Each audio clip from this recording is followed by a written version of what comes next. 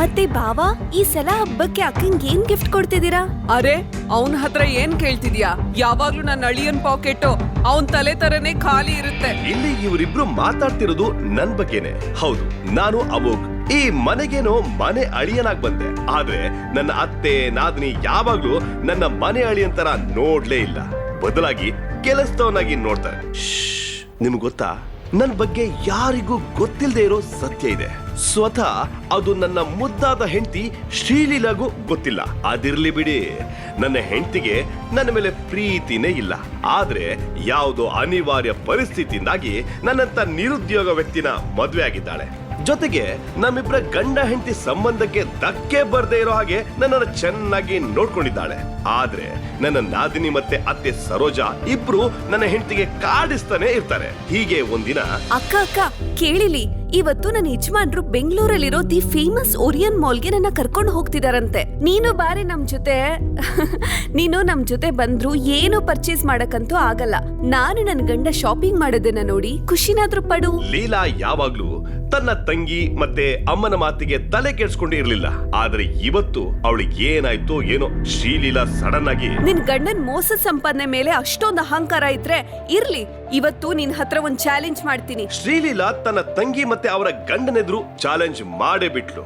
ಏನು ಅಂದ್ರೆ, ಇವತ್ತು ಅವಳ ತಂಗಿ ಎಷ್ಟು ಬಿಲ್ ಮಾಡ್ತಾಳೋ ಅದಕ್ಕಿಂತ ಜಾಸ್ತಿ ಶ್ರೀಲೀಲಾ ಬಿಲ್ ಮಾಡ್ತಾಳಂತೆ. ಅದೆಲ್ಲ ಆಗ್ಲಿಕ್ ಸಾಧ್ಯನೇ ಇಲ್ಲ.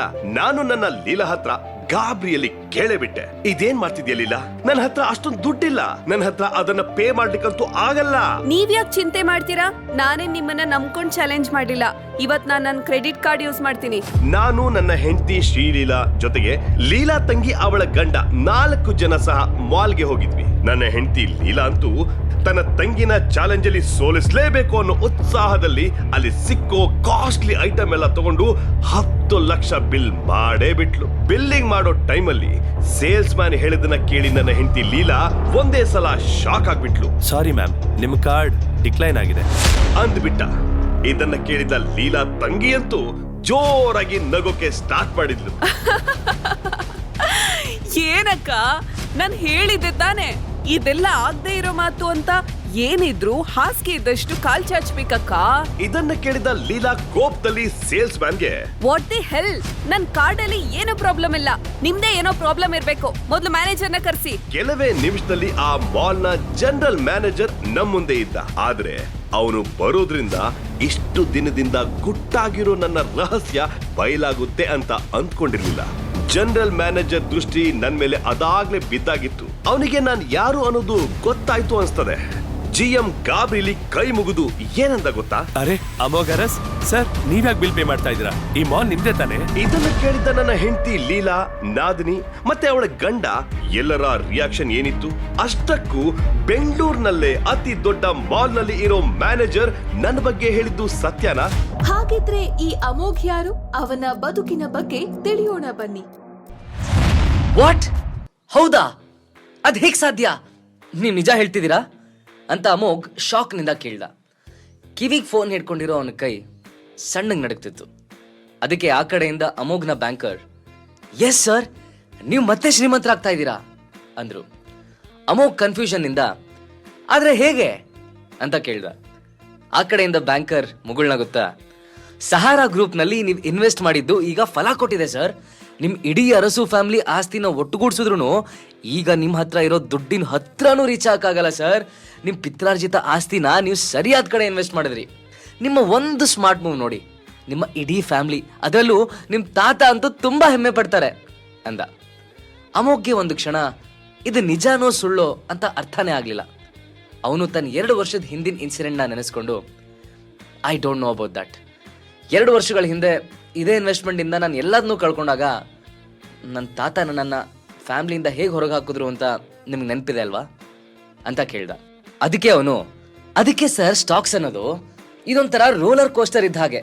ನೀವು ಲಾಂಗ್ ಟೈಮ್ ಇದ್ರಲ್ಲಿ ಉಳ್ಕೊಂಡ್ರೆ ನೀವು ಎಷ್ಟು ಡ್ರಾಪ್ ಆಗ್ತಿರೋ ಅದಕ್ಕಿಂತ ಎತ್ತರಕ್ಕೆ ಇರ್ಬೋದು. ಒಂದೇ ದಿವಸದಲ್ಲಿ ಅರಸ್ ಆಗ್ಬಿಡ್ಬೋದು ಅಂದ. ಅಮೋಘ್ ತಕ್ಷಣ, ಈ ವಿಷಯ ಹೊರಗೇನಾದ್ರೂ ಸ್ಪ್ರೆಡ್ ಆಗಿದೆಯಾ ಅಂತ ಕೇಳ್ದ. ಇನ್ನೂ ಇಲ್ಲ, ಆದ್ರೆ ನಿಮ್ ತಾತನ್ಗೆ ವಿಷಯ ಗೊತ್ತಾದ್ರೆ ಅವ್ರು ಖಂಡಿತ ನಿಮ್ಮನ್ನ ಮನೆಗೆ ಮತ್ತೆ ವೆಲ್ಕಮ್ ಮಾಡ್ತಾರೆ. ನೀವೀಗ ಅಫಿಷಿಯಲಿ ದಿ ಅಮೋಘ್ ಅರಸ್, ಇಂಡಿಯಾದ ಟಾಪ್ ಶ್ರೀಮಂತರಲ್ಲಿ ಒಬ್ರು ಸರ್ ಅಂದ. ಅಮೋಘ್ ಮುಗುಳ್ನಗುತ್ತಾ, ಅದನ್ನೆಲ್ಲ ಆಮೇಲೆ ನೋಡೋಣ. ಸರಿ, ನನ್ನ ಹತ್ರ ಈಗ ಎಷ್ಟು ದುಡ್ಡಿದೆ ಅಂತ ಕ್ಯೂರಿಯಾಸಿಟಿಯಿಂದ ಕೇಳ್ದ. ಅಷ್ಟರಲ್ಲಿ ಲಿವಿಂಗ್ ರೂಮಿಂದ, ಅಮೋಘ ಎಲ್ಲಿದ್ಯಾ? ಅಲ್ಲಿ ಅವನ ಅತ್ತೆ ಸರೋಜಾ ಸೊಂಟದ ಮೇಲೆ ಕೈ ಇಟ್ಕೊಂಡು ಕೋಪದಿಂದ ಬುಸ್ಗುಡ್ತಾ ನಿಂತಿದ್ಲು. ಅದನ್ನ ಕೇಳಿ ಅಮೋಘ್, ಹಾ ಬಂದೆ ಅಂತ ಅಲ್ಲಿಂದಾನೆ ಕೂಗ್ ಹೇಳಿ ಬ್ಯಾಂಕರ್ಗೆ, ಸರಿ ನಾನು ಹೋಗ್ಬೇಕು, ಒಂದು ವಿಷಯ, ಈ ವಿಷಯನ ದಯವಿಟ್ಟು ಯಾರಿಗೂ ಹೇಳ್ಬೇಡಿ, ನಾನು ಸದ್ಯಕ್ಕೆ ಇದನ್ನ ಸೀಕ್ರೆಟ್ ಆಗಿ ಇಡಬೇಕು ಅನ್ಕೊಂಡಿದ್ದೀನಿ ಅಂತ ಅಮೋಘ್ ಅಂದ. ಬ್ಯಾಂಕರ್, ಗಾಡ್ ಇಟ್ ಸರ್ ಅಂದ. 2 ವರ್ಷದ ಹಿಂದೆ ಅಮೋಘ್ ಅರಸ್ ಏನ್ ಕಳ್ಕೊಂಡಿದ್ನೋ ಈಗ ಅದು ಅವನ ಲೈಫಲ್ಲಿ ಡಬಲ್ ಆಗಿ ಬಂದಿತ್ತು. ಅರಸ್ ಅನ್ನೋ ಫ್ಯಾಮಿಲಿ ಹೆಸರಿಗೆ ತಕ್ಕನಾಗೆ ಅವನ ಸ್ಟೇಟಸ್ ಕೂಡ ಏರಿತ್ತು. ಆದರೂ ಅಮೋಘ್ ಏನೂ ಆಗೇ ಇಲ್ಲ ಅನ್ನೋ ಹಾಗೆ ಕಾಲ್ ಡಿಸ್ಕನೆಕ್ಟ್ ಮಾಡಿ ಅಡಿಗೆ ಮನೆ ಕಡೆ ಹೋದ. ಪಾತ್ರೆ ತೊಳೆಯೋ ಸಿಂಕ್ ಹತ್ರ ಸರೋಜಾ ಮುಖ ಗಂಟಿಟ್ಕೊಂಡು ಅಮೋಘ್ನ ನುಂಗ್ ಹಾಕೋ ಹಾಗೆ ನೋಡ್ತಾ ನಿಂತಿದ್ಲು. ಯಾಕತೆ ಏನಾಯ್ತು ಅಂತ ಅಮೋಘ್ ಕೇಳಿದ್ದಕ್ಕೆ, ಬರೀ ಅಡಿಗೆ ಮಾಡ್ಬಿಟ್ರೆ ಕೆಲಸ ಮುಗಿದೋಯ್ತಾ? ಸಿಂಕಲ್ಲಿರೋ ಪ್ಲೇಟ್ ತೊಳಿಬೇಕು ತಾನೆ, ಅವೇನು ಅವಾಗವೇ ತೊಳ್ಕೋತಾವ? ಆಗಲ್ಲ ಅಂದ್ರೆ ಹೇಳ್ಬಿಡು, ನಾನೇ ಎಲ್ಲ ಮಾಡ್ಕೋತೀನಿ ಅಂತ ಸರೋಜಾ ಕಣ್ಣಲ್ಲೇ ಅವನನ್ನ ನುಂಗೋ ತರ ಹೇಳಿದ್ಲು. ಅಮೋಘ್ ಆರ್ಟಿಫಿಷಿಯಲ್ ಆಗಿ ನಗ್ತಾ, ಸಾರಿ ಅತ್ತೆ, ಅದು ಪ್ಲೇಟ್ಸ್ ತೊಳೆನ ಅಂತ ಹೋದಾಗ ಸಾಂಬಾರ್ ಶರ್ಟ್ ಮೇಲೆ ಚಲ್ತು, ಬಟ್ಟೆ ಬದಲಾಯಿಸ್ಕೊಂಬರೋಣ ಅಂತ ಹೋಗಿದ್ದೆ ಅಂದ. ಸರೋಜನ್ಗೆ ಅಮೋಘ್ನ ನೋಡಿದ್ರೇನೆ ಮೈಯೆಲ್ಲ ಉರಿತಿತ್ತು. ಅವನೇನೇ ಅಂದ್ರೂ ಅದಕ್ಕೆ ಮತ್ತೊಂದೇನೋ ತಂದು ಬೈದು ಆಡ್ಕೊಳ್ದೆ ಇದ್ರೆ ಅವಳಿಗೆ ಸಮಾಧಾನನೇ ಇರ್ತಿರ್ಲಿಲ್ಲ. ಅದೇ ಅಸಮಾಧಾನದಲ್ಲಿ, ಏನಿದು ನಿನ್ ಜೀವನ? ನಿನಗೂ ನನ್ನ ಮಗಳಿಗೂ ಮದುವೆ ಆಗಿ 2 ವರ್ಷ ಆಯ್ತು, ಆದ್ರೆ ಇವತ್ತಿನವರೆಗೂ ನಿನ್ನಿಂದ ಒಂದು ಗುಡ್ ನ್ಯೂಸ್ ಕೊಡಕ್ಕಾಗಿಲ್ಲ. ನೀನ್ ನಿಜವಾಗ್ಲೂ ಗಂಡ್ಸ ಅಥವಾ ಏನಾದ್ರೂ ರೋಗ ಇದೆಯಾ ಅಂತ ಸರೋಜಾ ಹುಬ್ಬು ಗಂಟಿಕ್ಕೊಂಡು ಕೇಳಿದ್ಲು. ಅಡಿಗೆ ಮನೆ ಸಿಂಕಲ್ಲಿ ಪ್ಲೇಟ್ಸ್ ತೊಳೆಕ್ ರೆಡಿ ಆಗ್ತಿದ್ದ ಅಮೋಘ್ ಸರೋಜಾ ಮಾತು ಕೇಳಿ ಗಂಟ್ಲಲ್ಲೇನೋ ಸಿಗಾಕೊಂಡು ಹಾಗೆ ಕೆಮ್ತಾ, ನೋ ಇಲ್ಲ ಅತ್ತೆ, I am perfectly all right ಅಂದ. ನಿಜವಾಗ್ಲು? ಯಾವುದಕ್ಕೂ ಒಂದು ಟೆಸ್ಟ್ ಅಂತ ಸರೋಜಾ ಏನೋ ಹೇಳಕ್ ಹೊರಟ್ಲು. ಅಷ್ಟರಲ್ಲಿ ಅಮೋಘ್ ಆಕ್ವರ್ಡ್ ಆಗಿ ತನ್ನ ಅತ್ತೆನ ನೋಡ್ತಾ, ಅದ್ರ ಅವಶ್ಯಕತೆ ಇಲ್ಲ ಅತ್ತೆ, ಇಂಥದಕ್ಕೆಲ್ಲ ನಾನು ದುಡ್ಡು ವೇಸ್ಟ್ ಮಾಡಕ್ ಇಷ್ಟಪಡಲ್ಲ ಅಂದ. ಅದಕ್ಕೆ ಸರೋಜಾ ಸರ್ಕ್ಯಾಸ್ಟಿಕ್ ಆಗಿ ಹೇಳ್ತಾ, ಸರಿ ಸರಿ, ಬೇಗ ಬೇಗ ಕೆಲಸ ಮುಗಿಸು, ಕಳೆದ 2 ವರ್ಷದಿಂದ ನಮ್ಮನೆಯಲ್ಲೇ ಗೆಸ್ಟ್ ಥರ ಉಳ್ಕೊಂಡಿದ್ಯಾ, ಸದ್ಯ ಅದ್ರ ಋಣಕ್ಕಾದ್ರೂ ಚೆನ್ನಾಗಿ ಕೆಲಸ ಮಾಡು ಅಂತ ಹೇಳಿದ್ಲು. ಅಮೋಘ್ಗೆ ಅದನ್ನ ಕೇಳಿ ತುಂಬಾ ಹರ್ಟ್ ಆಯ್ತು. ಆದ್ರೂ ತೋರಿಸ್ಕೊಳ್ದೆ ಮನ್ಸಲ್ಲೇ, ನಾನಿಲ್ಲಿ ಗೆಸ್ಟ್ ಥರ ಇಲ್ಲ, ಬಾಡಿಗೆ ಮನೇಲಿದ್ದ ಹಾಗೆ ಪ್ರತಿ ತಿಂಗಳು ದುಡ್ಡು ಕೊಡ್ತಾ ಇದ್ದೀನಿ, ಜೊತೆಗೆ ನನ್ನ ಅತ್ತೆಗೆ ಆಳಾಗಿ ದುಡಿತಾ ಇದ್ದೀನಿ. ಐ ಮೀನ್ ಕಳೆದ 2 ವರ್ಷಗಳಿಂದ ನಾನು ಈ ಮನೆನ ಲಿಟ್ರಲಿ ರಿನೋವೇಟ್ ಮಾಡಿದ್ದೀನಿ. ಆದರೆ ನಾನು ಆ ಸತ್ಯನೆಲ್ಲ ಹೇಳಕ್ ಸಾಧ್ಯ ಇಲ್ಲ, ಯಾಕಂದ್ರೆ ಅದರಿಂದ ನನ್ನ ಲೀಲಾ ಅಪ್ಸೆಟ್ ಆಗ್ಬೋದು. ನನಗೆ ಈ ಮನೆಯಲ್ಲಿ ಮತ್ತೆ ಹೊರಗಿನ ಸಮಾಜದಲ್ಲಿ ಆಗ್ತಿರೋ ಅವಮಾನದಿಂದ ಲೀಲಾ ಮತ್ತು ನಾನು ಗಂಡ ಹೆಂಡ್ತಿರ್ ಥರ ಬದುಕೋಕೆ ಇದುವರೆಗೂ ಸಾಧ್ಯ ಆಗಿಲ್ಲ ಅಂತ ಯೋಚಿಸಿ ಅಮೋಘ್ ತನ್ನ ಅತ್ತೆ ಕಡೆ ತಿರುಗಿ, ಎಸ್ ಅಫ್ಕೋರ್ಸ್ ಅತ್ತೆ, ನೀವು ತುಂಬಾ ಒಳ್ಳೆಯವರು, ಅದಕ್ಕೆ ನೀವು ನನಗಾಗ್ಲಿ ಅಥವಾ ಲೀಲಿಂಗಾಗ್ಲಿ ಏನೂ ಮಾತಾಡಲ್ಲ, ನಾನು ಈಗಲೇ ಪ್ಲೇಟ್ಸ್ಗಳನ್ನ ತೊಳೆದಿರ್ತೀನಿ, ಬೇರೆ ಏನಾದರೂ ಕೆಲಸ ಇದ್ರೆ ಹೇಳಿ, ಇದು ಮುಗಿಸಿದ ನಂತರ ಅದನ್ನ ಮಾಡ್ತೀನಿ ಅಂದ. ಅದಕ್ಕೆ ಸರೋಜಾ ಹುಬ್ಬು ಗಂಟಿಕ್ಕೊಂಡು, ನೀನು ಸ್ವಲ್ಪ ದುಡ್ಡು ಸಂಪಾದನೆ ಮಾಡೋ ದಾರಿ ಹುಡುಕು, ನಿನಗೆ ಗೊತ್ತು ನನ್ನ ಮಗಳು ಶ್ರೀಲೀಲಾ ಮನಸ್ಸು ಮಾಡಿದ್ರೆ ಎಂತೆಂಥ ದೊಡ್ಡ ಶ್ರೀಮಂತರನ್ನ ಮದುವೆ ಆಗ್ಬೋದಿತ್ತು, ಆದರೆ ಅವಳು ಅದೇನು ಕಂಡು ನಿನ್ನನ್ನು ಇಷ್ಟಪಟ್ಟು ಮದುವೆ ಆದ್ಲೋ ಆ ದೇವರೇ ಬಲ್ಲ ಅಂತ ಮತ್ತೆ ಅವನ ಮನಸ್ಸು ನೋಯಿಸೋ ಹಾಗೆ ಹೇಳಿದ್ಲು. ನಾನು ಕೆಲ್ಸಕ್ಕೆ ಹೋಗ್ತೀನಿ, ಒಂದಲ್ಲ ಒಂದಿನ ನಾನು ಲೀಲಾಗ್ ತಕ್ಕ ಜೋಡಿ ಅಂತ ನೀವೇ ಅಂತೀರಾ ಅಂದ. ಸರೋಜಾ ತನ್ನ ಕೈಗಳನ್ನ ಒಣಗಿಸ್ಕೋತಾ, ನನಗಂತೂ ಅದು ಡೌಟ್ ಅನ್ನಿಸ್ತಿದೆ, ನಾನು ಲೀಲನ್ಗೆ ನಿನ್ ಜೊತೆ ಯಾವಾಗ್ಲೂ ಡಿವರ್ಸ್ ಮಾಡಿಸ್ತಿದ್ದೆ, ಆದ್ರೆ ಅವಳು ಒಪ್ಬೇಕಲ್ಲ, ಲೀಲಾ ಈಗ ದೊಡ್ಡ ಕಾರ್ಪೊರೇಷನ್ ಚೇರ್ಮನ್, ನೀನು ಸಣ್ಣ ಪುಟ್ಟ ಸಂಬಳಕ್ಕೆಲ್ಲ ಹೊರಗೆ ಹೋಗಿ ಅವಳು ಮರ್ಯಾದೆ ತೆಗೆಯುವಂತ ಕೆಲಸ ಮಾಡೋದು ನನಗಿಷ್ಟ ಇಲ್ಲ ಅಂದ್ಲು. ಅದಕ್ಕೆ ಅಮೋಘ್, ನಾನು ಆ ಥರ ಕೆಲಸ ಯಾವತ್ತೂ ಮಾಡಲ್ಲ ಆತೆ, ನಾನು ನಿಮ್ಮ ಮಗಳನ್ನ ತುಂಬಾ ಪ್ರೀತಿಸ್ತೀನಿ, ಈಗ ಅದು ನಿಮಗೆ ಅರ್ಥ ಆಗಲ್ಲ ಅಂತ ನನಗೆ ಗೊತ್ತು, ಆದರೆ ನಾನು ಪ್ರಾಮಿಸ್ ಮಾಡ್ತೀನಿ ಅವಳು ಇನ್ನು ಮುಂದೆ ಖುಷಿಯಾಗಿರ್ತಾಳೆ ಅಂದ. ಸರೋಜನ್ ಮುಖ ಇವಾಗ ಸ್ವಲ್ಪ ಸಾಫ್ಟ್ ಆಯ್ತು. ಇದನ್ನೆಲ್ಲ ಹೇಳಿದೆ ಅಂತ ನಿಮ್ಮ ಮಾವನ ಹತ್ರ ಹೇಳ್ಬೇಡ, ಆದರೆ ನಾನು ನಿನ್ನ ಮಾತನ್ನು ನಂಬ್ತೀನಿ, ನೋಡೋಣ ಅದೇನು ಮಾಡ್ತೀಯಾ ಅಂತ ಹೇಳಿ ಅಲ್ಲಿಂದ ಹೋದ್ಲು. ಸ್ವಲ್ಪ ಹೊತ್ತಿನ ನಂತರ ಅಮೋಘ್ ಎಲ್ಲ ಕ್ಲೀನ್ ಮಾಡಿದ ಮೇಲೆ, ಟೈಮ್ ಆಗಲೇ 5 ಗಂಟೆ ಆಗೋಯ್ತು, ಲೀಲಾ ಮನೆಗೆ ಬಂದಿದ್ದಾಳೆ ಅನ್ಸುತ್ತೆ ಅನ್ಕೊಂಡು ಹಾಲ್ ಕಡೆ ಹೋದ. ಅಲ್ಲಿ ಟಿವಿ ಆನ್ ಆಗಿರೋ ಶಬ್ದ ಅಮೋಘ್ಗೆ ಕೇಳಿಸ್ತು. ಶ್ರೀಲೀಲಾ ತನ್ನ ಫ್ರೆಂಡ್ ಜೊತೆ ಸೋಫಾ ಮೇಲೆ ಕೂತ್ಕೊಂಡು ರಿಲ್ಯಾಕ್ಸ್ ಮಾಡ್ತಿರೋದನ್ನ ನೋಡ್ದ. ಅಮೋಘ್ ಸ್ಮೈಲ್ ಮಾಡ್ತಾ, ವೆಲ್ಕಮ್ ಹೋಮ್ ಲೀಲಾ ಅಂತ ಎದುರುಗಡೆ ಇರೋ ಸೋಫಾ ಮೇಲೆ ಬಂದು ಕೂತ್ಕೊಂಡ. ಲೀಲಾ ಜಸ್ಟ್ ತನ್ನ ಕೈ ಎತ್ತಿ ಹಾಯ್ ಮಾಡಿದ್ಲು. ಅವಳು ಬೆಳಗ್ಗೆ ಹೋಗಿ ಸಂಜೆ ಬಂದಿದ್ರು, ಅವಳ ಫೇಸ್ ಇನ್ನು ಫ್ರೆಶ್ ಆ್ಯಂಡ್ ಬ್ಯೂಟಿಫುಲ್ ಆಗಿ ಕಾಣಿಸ್ತಿತ್ತು. ಅವನು ಅವಳ ಕಣ್ಣು ನೋಡ್ತಾ, ಎಷ್ಟು ಇನ್ನೋಸೆಂಟ್ ಬ್ಯೂಟಿ ನನ್ನ ಹೆಂಡತಿ, ಆದರೆ ಅಷ್ಟೇ ಹಾರ್ಡ್ ವರ್ಕರ್. ಅವಳ ಅಸಿಸ್ಟೆಂಟ್ ಆಗಿ ಸೇರಿಕೊಂಡು ಅದೇ ಕಂಪ್ನಿಗೆ ಈಗ ಚೇರ್ಮನ್ ಆಗಿದ್ದಾಳೆ ಅಂದರೆ ಶಿ ಇಸ್ ಇನ್ಕ್ರೆಡಿಬಲ್ ಅಂತ ಮನಸ್ಸಲ್ಲೇ ಯೋಚಿಸ್ತಿರ್ಬೇಕಾದ್ರೆ, ಹಾಯ್ ಅಮೋಘ್, ನೈಸ್ ಶರ್ಟ್ ಅಂತ ಹೇಳಿ ಲೀಲಾ ಪಕ್ಕದಲ್ಲಿ ಕೂತಿದ್ದ ಅವಳ ಫ್ರೆಂಡ್ ಭಾನು ಕಿಸಕ್ ಅಂತ ನಕ್ಕುದ್ಲು. ಅಮೋಘ್ ಕೆಳಗೆ ಬಗ್ಗಿ ತನ್ನ ಟೀ ಶರ್ಟ್ ನೋಡ್ಕೊಂಡ. ಅವನು ಪಾತ್ರೆ ತೊಳಿಬೇಕಾದ್ರೆ ಮತ್ತೆ ತನ್ನ ಟೀ ಶರ್ಟ್ ಗಲೀಜ್ ಮಾಡ್ಕೊಂಡಿದ್ದ. ಅಮೋಘ್ ತುಟಿ ಅಂಚಲಿ ನಕ್ಕು, ನಾನು ಕೆಲಸ ಮಾಡ್ತಿದ್ದೆ ಅವಾಗ ಆಗಿರ್ಬೇಕು ಅಂದ. ದ್ಯಾಟ್ಸ್ ಸೋ ಕ್ಯೂಟ್, ನಮ್ಮ ಮನೆಯಲ್ಲಿ ಇಂಥ ಕೆಲಸ ಮಾಡೋದಕ್ಕೆ ನಾವು ಸರ್ವೆಂಟ್ಸ್ ಇಟ್ಕೊಂಡಿರ್ತೀವಿ ಅಂತ ಭಾನು ರೇಗ್ಸೋ ಹಾಗೆ ಹೇಳಿದ್ಲು. ಲೀಲಾ ಭಾನು ಕಡೆ ತಿರುಗಿ, ಎಲ್ಲರೂ ನಿಮ್ಮ ಥರ ಶ್ರೀಮಂತರ ಮನೇಲಿ ಹುಟ್ಟಕ್ಕಾಗಲ್ವಲ್ಲ ಭಾನು, ನಮ್ಮಲ್ಲಿ ಕೆಲವರು ದುಡ್ಡುಗಾಗಿ ಕೆಲಸ ಮಾಡಬೇಕು, ಇನ್ನೂ ಕೆಲವರು ಅದಕ್ಕೋಸ್ಕರ ಕಷ್ಟಪಟ್ಟು ಟ್ರೈ ಮಾಡಬೇಕು. ಯಾವಾಗ ಹಾರ್ಡ್ ವರ್ಕ್ ಫಲ ಕೊಡುತ್ತೋ ಆವಾಗ ಅದು ಸಾರ್ಥಕ ಆಗುತ್ತೆ ಅಂತ ಹೇಳ್ತಾ ಅಮೋಘ್ ನೋಡಿ ಕಣ್ಮಿಟಕ್ಸಿದ್ಲು. ಅವನು ಕೂಡ ಅದಕ್ಕೆ ಕಣ್ಮಿಟಕ್ಸ್ದ. ಯಾವಾಗಲೂ ಹೀಗೆ ಲೀಲಾ ಬೇರೆಯವ್ರ ಮುಂದೆ ತನ್ನ ಪರವಾಗಿ ನಿಂದು ಸಪೋರ್ಟ್ ಮಾಡೋದು ನೋಡಿ ಅವನು ಖುಷಿ ಆಯ್ತು. ಲೀಲಾನ ಫಸ್ಟ್ ಟೈಮ್ ನೋಡಿದಾಗ ಅವಳಿಗೆ ತನ್ನ ಶ್ರೀಮಂತಿಕೆ ನೋಡಿ ತಾನು ಇಷ್ಟ ಆಗ್ಬಾರ್ದು, ಮನಸ್ಸು ನೋಡಿ ಇಷ್ಟ ಆಗ್ಬೇಕು ಅಂತ ಅಮೋಘ್ ಆಸೆ ಪಟ್ಟಿದ್ದ. ಹಾಗೆ ಆಗಿತ್ತು ಕೂಡ. ಅಮೋಘ್ ಇಂಡಿಯಾದ ರಿಚೆಸ್ಟ್ ಫ್ಯಾಮಿಲಿ, ಅರಸು ಕುಟುಂಬದ ಮಗ ಅಂತ ಗೊತ್ತಿಲ್ಲದೆ ಅವನು ಜಾಬ್ ಕೂಡ ಇಲ್ಲದೆ ಇರೋ ಸೀದಾ ಸಾದಾ ಹುಡುಗ ಅನ್ಕೊಂಡೆ ಲೀಲಾ ಪ್ರೀತಿಸಿದ್ಲು. ಎಂಗೇಜ್ಮೆಂಟ್ ಆದ್ಮೇಲೆ ಎಲ್ಲ ಹೇಳಬೇಕು ಅಂತ ಅನ್ಕೊಂಡಿದ್ದ ಅಮೋಘ್ ಅದೇ ದಿನಾನೇ ತನ್ನ ಶ್ರೀಮಂತಿಕೆ ಕಳ್ಕೊಂಡ್ಬಿಟ್ಟಿದ್ದ. ಅಮೋಘ್ ತನ್ನ ತಾತನ ಹತ್ರ ಎಂಗೇಜ್ ಆಗಿರೋ ವಿಚಾರನ ಹೇಳಬೇಕು ಅಂತ ಖುಷಿಯಾಗಿ ಮನೆಗೆ ಬಂದಿದ್ದ. ಆದ್ರೆ ಅಲ್ಲಿ ಅವನ ಮಾತಿಗೆ ಯಾರು ಅವಕಾಶನೇ ಕೊಡದೆ ತನ್ನ ಹೆಸರಲ್ಲಿರೋ ಫಂಡ್ಸ್ನೆಲ್ಲ ಸಹಾರಾ ಗ್ರೂಪ್ ಮೇಲೆ ಹಾಕಿದ್ಕೆ ಫ್ಯಾಮಿಲಿಯವರೆಲ್ಲ ಸೇರ್ಕೊಂಡು ಅಮೋಘ್ಗೆ ಬಾಯ್ ಬಂದಾಗ ಬೈದ್ರು. ಸ್ಟಾಕ್ಸ್ ವ್ಯಾಲ್ಯೂ ಕುಸಿದು ಅಮೋಘ್ ಹಾಕಿದ ಇನ್ವೆಸ್ಟ್ಮೆಂಟ್ ನೀರಲ್ಲಿ ಮಾಡಿದ ಹೋಮದ ಥರ ಆಗೋಯ್ತು. ಅದಕ್ಕೆ ತಾತ, ನಿನಗೆ ದುಡ್ಡಿನ ವ್ಯಾಲ್ಯೂ ಗೊತ್ತಿಲ್ಲ, ನೀನು ಮೊದಲು ಅದನ್ನ ಕಲಿ ಅಂತ ಹೇಳಿ ಅಮೋಘ್ನ ಫ್ಯಾಮಿಲಿಯಿಂದ ಹೊರಗೆ ಹಾಕಿದ್ರು. ಹಳೇದೆಲ್ಲ ನೆನೆಸ್ಕೊಂಡು ಅಮೋಘ್ ನಿಟ್ಟಿಸರು ಬಿಡ್ತಾ, ನಾನಿವತ್ತು ಇಂಡಿಯಾದ ಟಾಪ್ ಶ್ರೀಮಂತ ವ್ಯಕ್ತಿಗಳಲ್ಲೊಬ್ಬ, ಆದರೆ ನಾನು ನನ್ನ ಹೆಂಡತಿಗೆ ಈ ಸತ್ಯನ ಹೇಗೆ ಹೇಳಿ? ನಾನೊಬ್ಬ ಕೆಲಸ ಇಲ್ದಿರೋ ವೇಸ್ಟ್ ಬಾಡಿ ಅಂತ ಅವಳು ತಿಳ್ಕೊಂಡಿದ್ದಾಳೆ. ನಾನು ಬಡವ ಅಲ್ಲ ಅನ್ನೋ ಸೀಕ್ರೆಟನ್ನ ರಿವೀಲ್ ಮಾಡೋ ಮೊದಲು ನಾನು ಅವಳ ನಂಬಿಕೆನ ಗಳಿಸ್ಕೋಬೇಕು ಅಂತ ಮನ್ಸಲ್ಲೇ ಅನ್ಕೊಂಡ.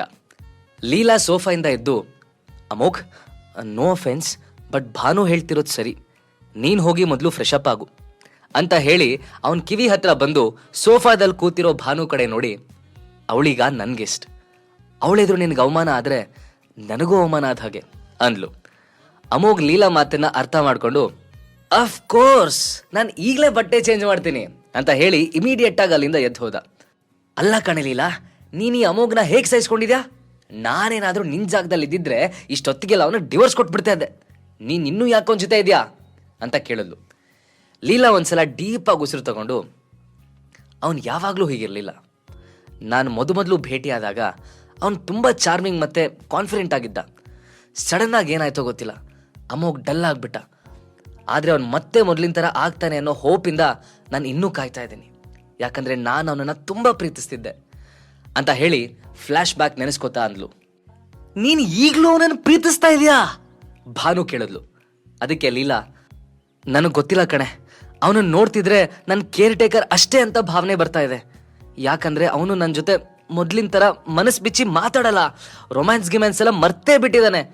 ಅವನ ಹತ್ರ ನೇರವಾಗಿ ಮಾತಾಡಿ ಯಾಕೆ ಹೀಗಿದೆಯಾ, ಏನಾಯ್ತು ಅಂತ ಕೇಳೋಣ ಅಂದರೆ ಎಲ್ಲ ಅವನು ಬೇಜಾರು ಮಾಡಿಕೊಂಡು ನನ್ನಿಂದ ದೂರ ಆಗ್ಬಿಡ್ತಾನೋ ಅನ್ನೋ ಭಯದಲ್ಲಿ ನಾನು ಅವನ ಹತ್ರ ಮಾತಾಡ್ತಿಲ್ಲ. 2 ವರ್ಷದ ಹಿಂದೆ ಹೇಗಿದ್ನೋ ಅದಕ್ಕೆ ವಿರುದ್ಧವಾಗಿದ್ದಾನೆ. ಹಾಗಾಗಿ ನಾನು ಅವನ್ನ ಈಗಲೂ ಪ್ರೀತಿಸ್ತಿದ್ದೀನೋ ಇಲ್ವೋ ಅಂತ ನನಗೆ ಅರ್ಥ ಆಗ್ತಿಲ್ಲ ಅಂದ್ಲು. ಭಾನು ತಲೆ ಆಡಿಸ್ತಾ, ನೀನು ಅವನ ಜೊತೆ ಸಂಸಾರ ಮಾಡಿಲ್ಲ ಅಂದರೆ ಯಾಕೆ ತಲೆ ಕೆಡಿಸ್ಕೊತಿದ್ಯಾ? ನಿನ್ನ ಬ್ಯೂಟಿಗೆ ಮತ್ತು ನಿನ್ನ ಪೊಸಿಷನ್ಗೆ ಈಗಲೂ ನಿನ್ನ ಹಿಂದೆ ದೊಡ್ಡ ಶ್ರೀಮಂತರು ಕ್ಯೂ ನಿಂತ್ಕೋತಾರೆ. ನೀನು ಸುಮ್ಮನೆ ಡಿವೋರ್ಸ್ ಮಾಡಿ ಬೇರೆ ಯಾರನ್ನಾದ್ರೂ ಮದುವೆ ಆಗೋದು ಒಳ್ಳೇದು. ಯಾಕಂದರೆ ನೀನು ಅವನನ್ನು ಪ್ರೀತಿಸ್ತಿಲ್ಲ, ನೀನು ಅವನ ಮೇಲೆ ಕರುಣೆ ತೋರಿಸ್ತಿದ್ಯಾ ಅಷ್ಟೇ ಅಂದ್ಲು. ಅದಕ್ಕೆ ಲೀಲಾ, ನಾನು ಅವನಿಗೆ ಕರುಣೆ ತೋರಿಸ್ತಿಲ್ಲ, ಅವನು ಮೊದಲಿನ ಥರ ಬದಲಾಗಬಹುದು ಅಂತ ಕಾಯ್ತಾ ಇದ್ದೀನಿ. ನನಗೀಗ ಅದ್ರ ಬಗ್ಗೆ ಮಾತಾಡಕ್ಕೆ ಮನಸ್ಸಿಲ್ಲ ಭಾನು ಅಂತ ಬೇಜಾರಿಂದ ಹೇಳಿದ್ಲು. ರೂಮಿಂದ ಶರ್ಟ್ ಚೇಂಜ್ ಮಾಡ್ಕೊಂಡು ಬರ್ತಾ ಇದ್ದ ಅಮೋಘ್ಗೆ ಇಷ್ಟೊತ್ತು ಲೀಲಾ ಮತ್ತೆ ಭಾನು ಅವನ ಬಗ್ಗೆ ಮಾತಾಡ್ತಾ ಇರೋದು ಕೇಳಿಸಿ ಶಾಕ್ ಆಗಿ ನಿಂತಲ್ಲೇ ನಿಂತುಬಿಟ್ಟ. ಲೀಲಾ ಹೇಳಿದ ಪ್ರತಿಯೊಂದು ಮಾತು ಅಮೋಘ್ ಎದೆಗೆ ಚುಚ್ಚಿದ ಹಾಗನ್ನಿಸ್ತು. ಅವನಿಗೆ ಸಮಾಧಾನ ಮಾಡ್ಕೋತಾ, ಇಲ್ಲ ಲೀಲಾ, ನನ್ನಿಂದ ತುಂಬ ದೊಡ್ಡ ತಪ್ಪಾಗೋಗಿದೆ, ಐ ಆಮ್ ರಿಯಲಿ ಸಾರಿ. ನನಗೆ ಗೊತ್ತು ನನ್ನಿಂದ ನೀನು ತುಂಬ ಅವಮಾನ ಅನುಭವಿಸ್ತಾ ಇದೆಯಾ ಅಂತ. ಬಟ್ ಇವತ್ತಿಂದ ನಾನು ಎಲ್ಲಾನು ಸರಿ ಮಾಡ್ತೀನಿ. ಎಲ್ಲ ನೀನು ಅನ್ಕೊಂಡಾಗ ಆಗುತ್ತೆ. ನೀನು ನನ್ನ ಮೇಲೆ ಇಟ್ಟಿರೋ ನಂಬಿಕೆನ ನಾನು ಖಂಡಿತ ಉಳಿಸ್ಕೋತೀನಿ ಅಂತ ಅಮೋಘ್ ಹೇಳ್ದ. ಈ ಕಡೆ ಭಾನು ಸುಮ್ಮನಾಗ್ದೆ ಮತ್ತೆ ಲೀಲಾ ಹತ್ರ ಅಮೋಘ್ಗೆ ಡಿವೋರ್ಸ್ ಮಾಡಿಬಿಡು ಅಂತ ಏನೋ ಸಜೆಸ್ಟ್ ಮಾಡಕ್ ಶುರು ಮಾಡಿದ್ಲು. ಬಟ್ ಲೀಲಾ ಸಡನ್ ಆಗಿ ಅವಳು ಕಿವಿ ಮುಚ್ಕೋತಾ, ಸಾಕ್ ನಿಲ್ಸು ಭಾನು, ನನಗೆ ಇದೇ ವಿಷಯನ ಮಾತಾಡಕ್ ಇಷ್ಟ ಇಲ್ಲ. ಮೊದಲು ನಾನೀಗ ಆಫೀಸಲ್ಲಿ ಹೊತ್ಕೊಂಡಿರೋ ಬೆಂಕಿನ ಆರಿಸ್ಬೇಕಿದೆ ಅಂತ ಹೇಳಿದ್ಲು. ಭಾನು ತಕ್ಷಣ, ಯಾಕೆ, ಏನಾಯ್ತು ಆಫೀಸಲ್ಲಿ, ತುಂಬಾ ಟೆನ್ಷನ್ ಇರೋ ಹಾಗಿದ್ಯಾ ಅಂತ ಕೇಳಿದ್ಲು. ಲೀಲಾ ಕಣ್ ಕೆಳಗಿಳಿಸಿ, ಲಾಸ್ಟ್ ಮಂತ್ ನಮ್ಮ ಕಂಪ್ನಿಗೆ ಹೊಸ ಕಾಂಟ್ರಾಕ್ಟ್ ಸಿಕ್ಕಿತ್ತು. ಡೇಟಾ ಕ್ಯಾಲ್ಕುಲೇಷನ್ನಲ್ಲಿ ಎರರ್ ಆಗ್ಬಿಟ್ಟಿದೆ. ನಮ್ಮ ಪ್ರಾಡಕ್ಟ್ಸ್ ರಿಕ್ವೈರ್ಮೆಂಟ್ಸ್ನ ಪೂರೈಸ್ತಿಲ್ಲ. ಸೊ ನಾವು ಅವ್ರಿಗೀಗ 50 ಕೋಟಿ ಕಾಂಪನ್ಸೇಷನ್ ಕೊಡಬೇಕಾಗಿದೆ. ನನ್ನ ಕಂಪ್ನಿ ಫಂಡಲ್ಲೂ ಅಷ್ಟೊಂದು ದುಡ್ಡಿಲ್ಲ. ಈಗ ಅಟ್ಲೀಸ್ಟ್ 1 ವಾರದೊಳಗೆ ನನ್ನ ಕಂಪ್ನಿಗೆ ಯಾರಾದರೂ 50 ಕೋಟಿನಾದರೂ ಇನ್ವೆಸ್ಟ್ ಮಾಡಲೇಬೇಕು. ಇಲ್ಲ ಅಂದರೆ ನನ್ನ ಕಂಪ್ನಿ ದಿವಾಳಿ ಆಗೋ ಚಾನ್ಸಸ್ ಇದೆ. ನನ್ನ ಎಂಪ್ಲಾಯೀಸ್ ಜೀವನನ ಬೀದಿಗೆ ತಳಕ್ಕೆ ನನಗಿಷ್ಟ ಇಲ್ಲ. ನಾನು ಏನು ಮಾಡಲಿ ಅಂತ ನನಗೆ ಗೊತ್ತಾಗ್ತಾ ಇಲ್ಲ ಭಾನು ಅಂತ ಮುಖ ಮಂಕ್ ಮಾಡ್ಕೊಂಡು ಹೇಳಿದ್ಲು. ಭಾನು ಶಾಕಿಂದ, ವಾಟ್, 1 ವಾರದಲ್ಲಿ 50 ಕೋಟಿ ಇನ್ವೆಸ್ಟ್ ಮಾಡೋರ್ನ ನೀನೆಲ್ಲಿ ಹುಡುಕ್ತೀಯಾ ಅಂತ ಕೇಳಿದ್ಲು. ಅಷ್ಟರಲ್ಲಿ ಲೀಲಾ ಅಮೋಘ್ ಬಂದು ನಿಂತಿರೋದನ್ನ ನೋಡಿದ್ಲು. ಹಾಗೆ ತಕ್ಷಣ ತನ್ನ ಕೆನ್ನೆ ಮೇಲೆ ಹರಿತಿದ್ದ ಕಣ್ಣೀರು ಒರೆಸ್ಕೊಂಡ್ಲು. ಅಮೋಘ್ ಲೀಲಾನ ನೋಡಿ, ಸಾರಿ, ನೀವೇನೋ ಮಾತಾಡ್ತಿದ್ರಿ ಅನ್ಸುತ್ತೆ, ನಾನು ರೂಮಿಗೆ ಹೋಗ್ತೀನಿ ಅಂತ ಹೇಳಿ ಅಲ್ಲಿಂದ ರೂಮಿಗೆ ಬಂದ. ಇಷ್ಟು ದಿನ ಆಗಿದ್ದೇನೋ ಆಗೋಯ್ತು, ಬಟ್ ಇನ್ಮೇಲೆ ನನ್ನ ಲೀಲಾಗೆ ಯಾವ ತೊಂದರೆ ಆಗದೆ ಇರೋ ಥರ ನೋಡ್ಕೋಬೇಕು ಅಂತ ಅಮೋಘ್ ಮನ್ಸಲ್ಲೇ ಅಂದ್ಕೊಂಡ. ಲೀಲಾಗ್ ನಾನು ಹೆಲ್ಪ್ ಮಾಡಬೇಕು, ಆದರೆ ನಾನು ಏನೇ ಸಹಾಯ ಮಾಡಿದ್ರು ಅವಳು ಗೊತ್ತಾಗಬಾರ್ದು. ಯಾಕಂದ್ರೆ ಅವಳಿಗೆ ನಾನು ಯಾರು ಅಂತ ಗೊತ್ತಾದ್ರೆ ಇಷ್ಟು ವರ್ಷ ನಾನು ಸುಳ್ಳು ಹೇಳಿ ಅವಳ ಜೊತೆ ಇದ್ದೆ ಅಂತ ನನ್ನ ಮೇಲೆ ಬೇಜಾರು ಮಾಡ್ಕೊಂಡು ನನ್ನಿಂದ ದೂರ ಆಗ್ಬಿಟ್ರೆ ಬೇಡ. ಯಾವ ಕಾರಣಕ್ಕೂ ಅವಳಿಗೆ ನನ್ನ ರಿಯಲ್ ಐಡೆಂಟಿಟಿ ಗೊತ್ತಾಗಬಾರ್ದು ಅಂತ ಅನ್ಕೊಂಡು ತನ್ನ ಫೋನ್ ತೆಗೆದು ನೋಡಿ ಇದ್ದಕ್ಕಿದ್ದ ಹಾಗೆ ಶಾಕ್ ಆಗ್ಬಿಟ್ಟ. ಯಾಕಂದ್ರೆ ಅವನ ಫೋನ್ನಲ್ಲಿ ತಾತಂದು 10 ಮಿಸ್ ಕಾಲ್ಸ್ ಇತ್ತು. ತಾತ ಯಾಕೆ ಇಷ್ಟು ಸಲ ಕಾಲ್ ಮಾಡಿದ್ದಾರೆ? ನಾನು ಅವ್ರ ಹತ್ರ ಮಾತಾಡಿ 2 ವರ್ಷ ಆಯ್ತು. ಅವರು ಕೊನೆ ಸಲ ನನ್ನ ಜೊತೆ ಮಾತಾಡಿದಾಗ ನನ್ನ ಮನೆಯಿಂದ ಹೊರಗೆ ಹಾಕಿದ್ರು. ಇವಾಗ ಕಾಲ್ ಮಾಡಿದ್ದಾರೆ ಅಂದ್ರೆ ಅವ್ರಿಗೇನಾದ್ರೂ ನಾನು ರಿಚ್ ಆಗಿರೋ ವಿಷಯ ಗೊತ್ತಾಗಿರ್ಬೋದಾ ಅನ್ಕೊಂಡು ಸ್ಕ್ರೀನ್ ಓಪನ್ ಮಾಡ್ತಿದ್ದ ಹಾಗೆ ತಾತ ಏನೋ ಮೆಸೇಜ್ ಮಾಡಿರೋದು ನೋಡಿ ತಕ್ಷಣ ಓಪನ್ ಮಾಡಿ ನೋಡ್ದ. ಅಮೋಘ್, ನಾನು ನಿನ್ನ ಬಗ್ಗೆ ತಪ್ಪು ತಿಳ್ಕೊಂಡಿದ್ದೆ. ಫ್ಯಾಮ್ಲಿಗೆ ನೀನು ಬೇಕು. ನೀನು ಸಹಾರಾ ಗ್ರೂಪ್ನಲ್ಲಿ ಹಾಕಿದ ಇನ್ವೆಸ್ಟ್ಮೆಂಟ್ ಸಕ್ಸಸ್ ಆಗಿರೋ ವಿಷಯ ನನಗೆ ಗೊತ್ತಾಯ್ತು. ಈಗ ನಮ್ಮ ಫ್ಯಾಮ್ಲಿನ ಸೇವ್ ಮಾಡೋದಕ್ಕೆ ಆ ದುಡ್ಡಿನ ಅಗತ್ಯ ಇದೆ. ನೀನು ನಮಗೆ ಸಹಾಯ ಮಾಡದೇ ಇದ್ರೆ ಅರಸು ಫ್ಯಾಮ್ಲಿ ಕಂಪ್ಲೀಟಾಗಿ ಕೊಲ್ಯಾಪ್ಸ್ ಆಗಿಬಿಡುತ್ತೆ. ಅಮೋಘ್ ಮೆಸೇಜ್ ಓದಿ ಒಂದು ಕ್ಷಣ ಶಾಕ್ ಆಗ್ಬಿಟ್ಟ.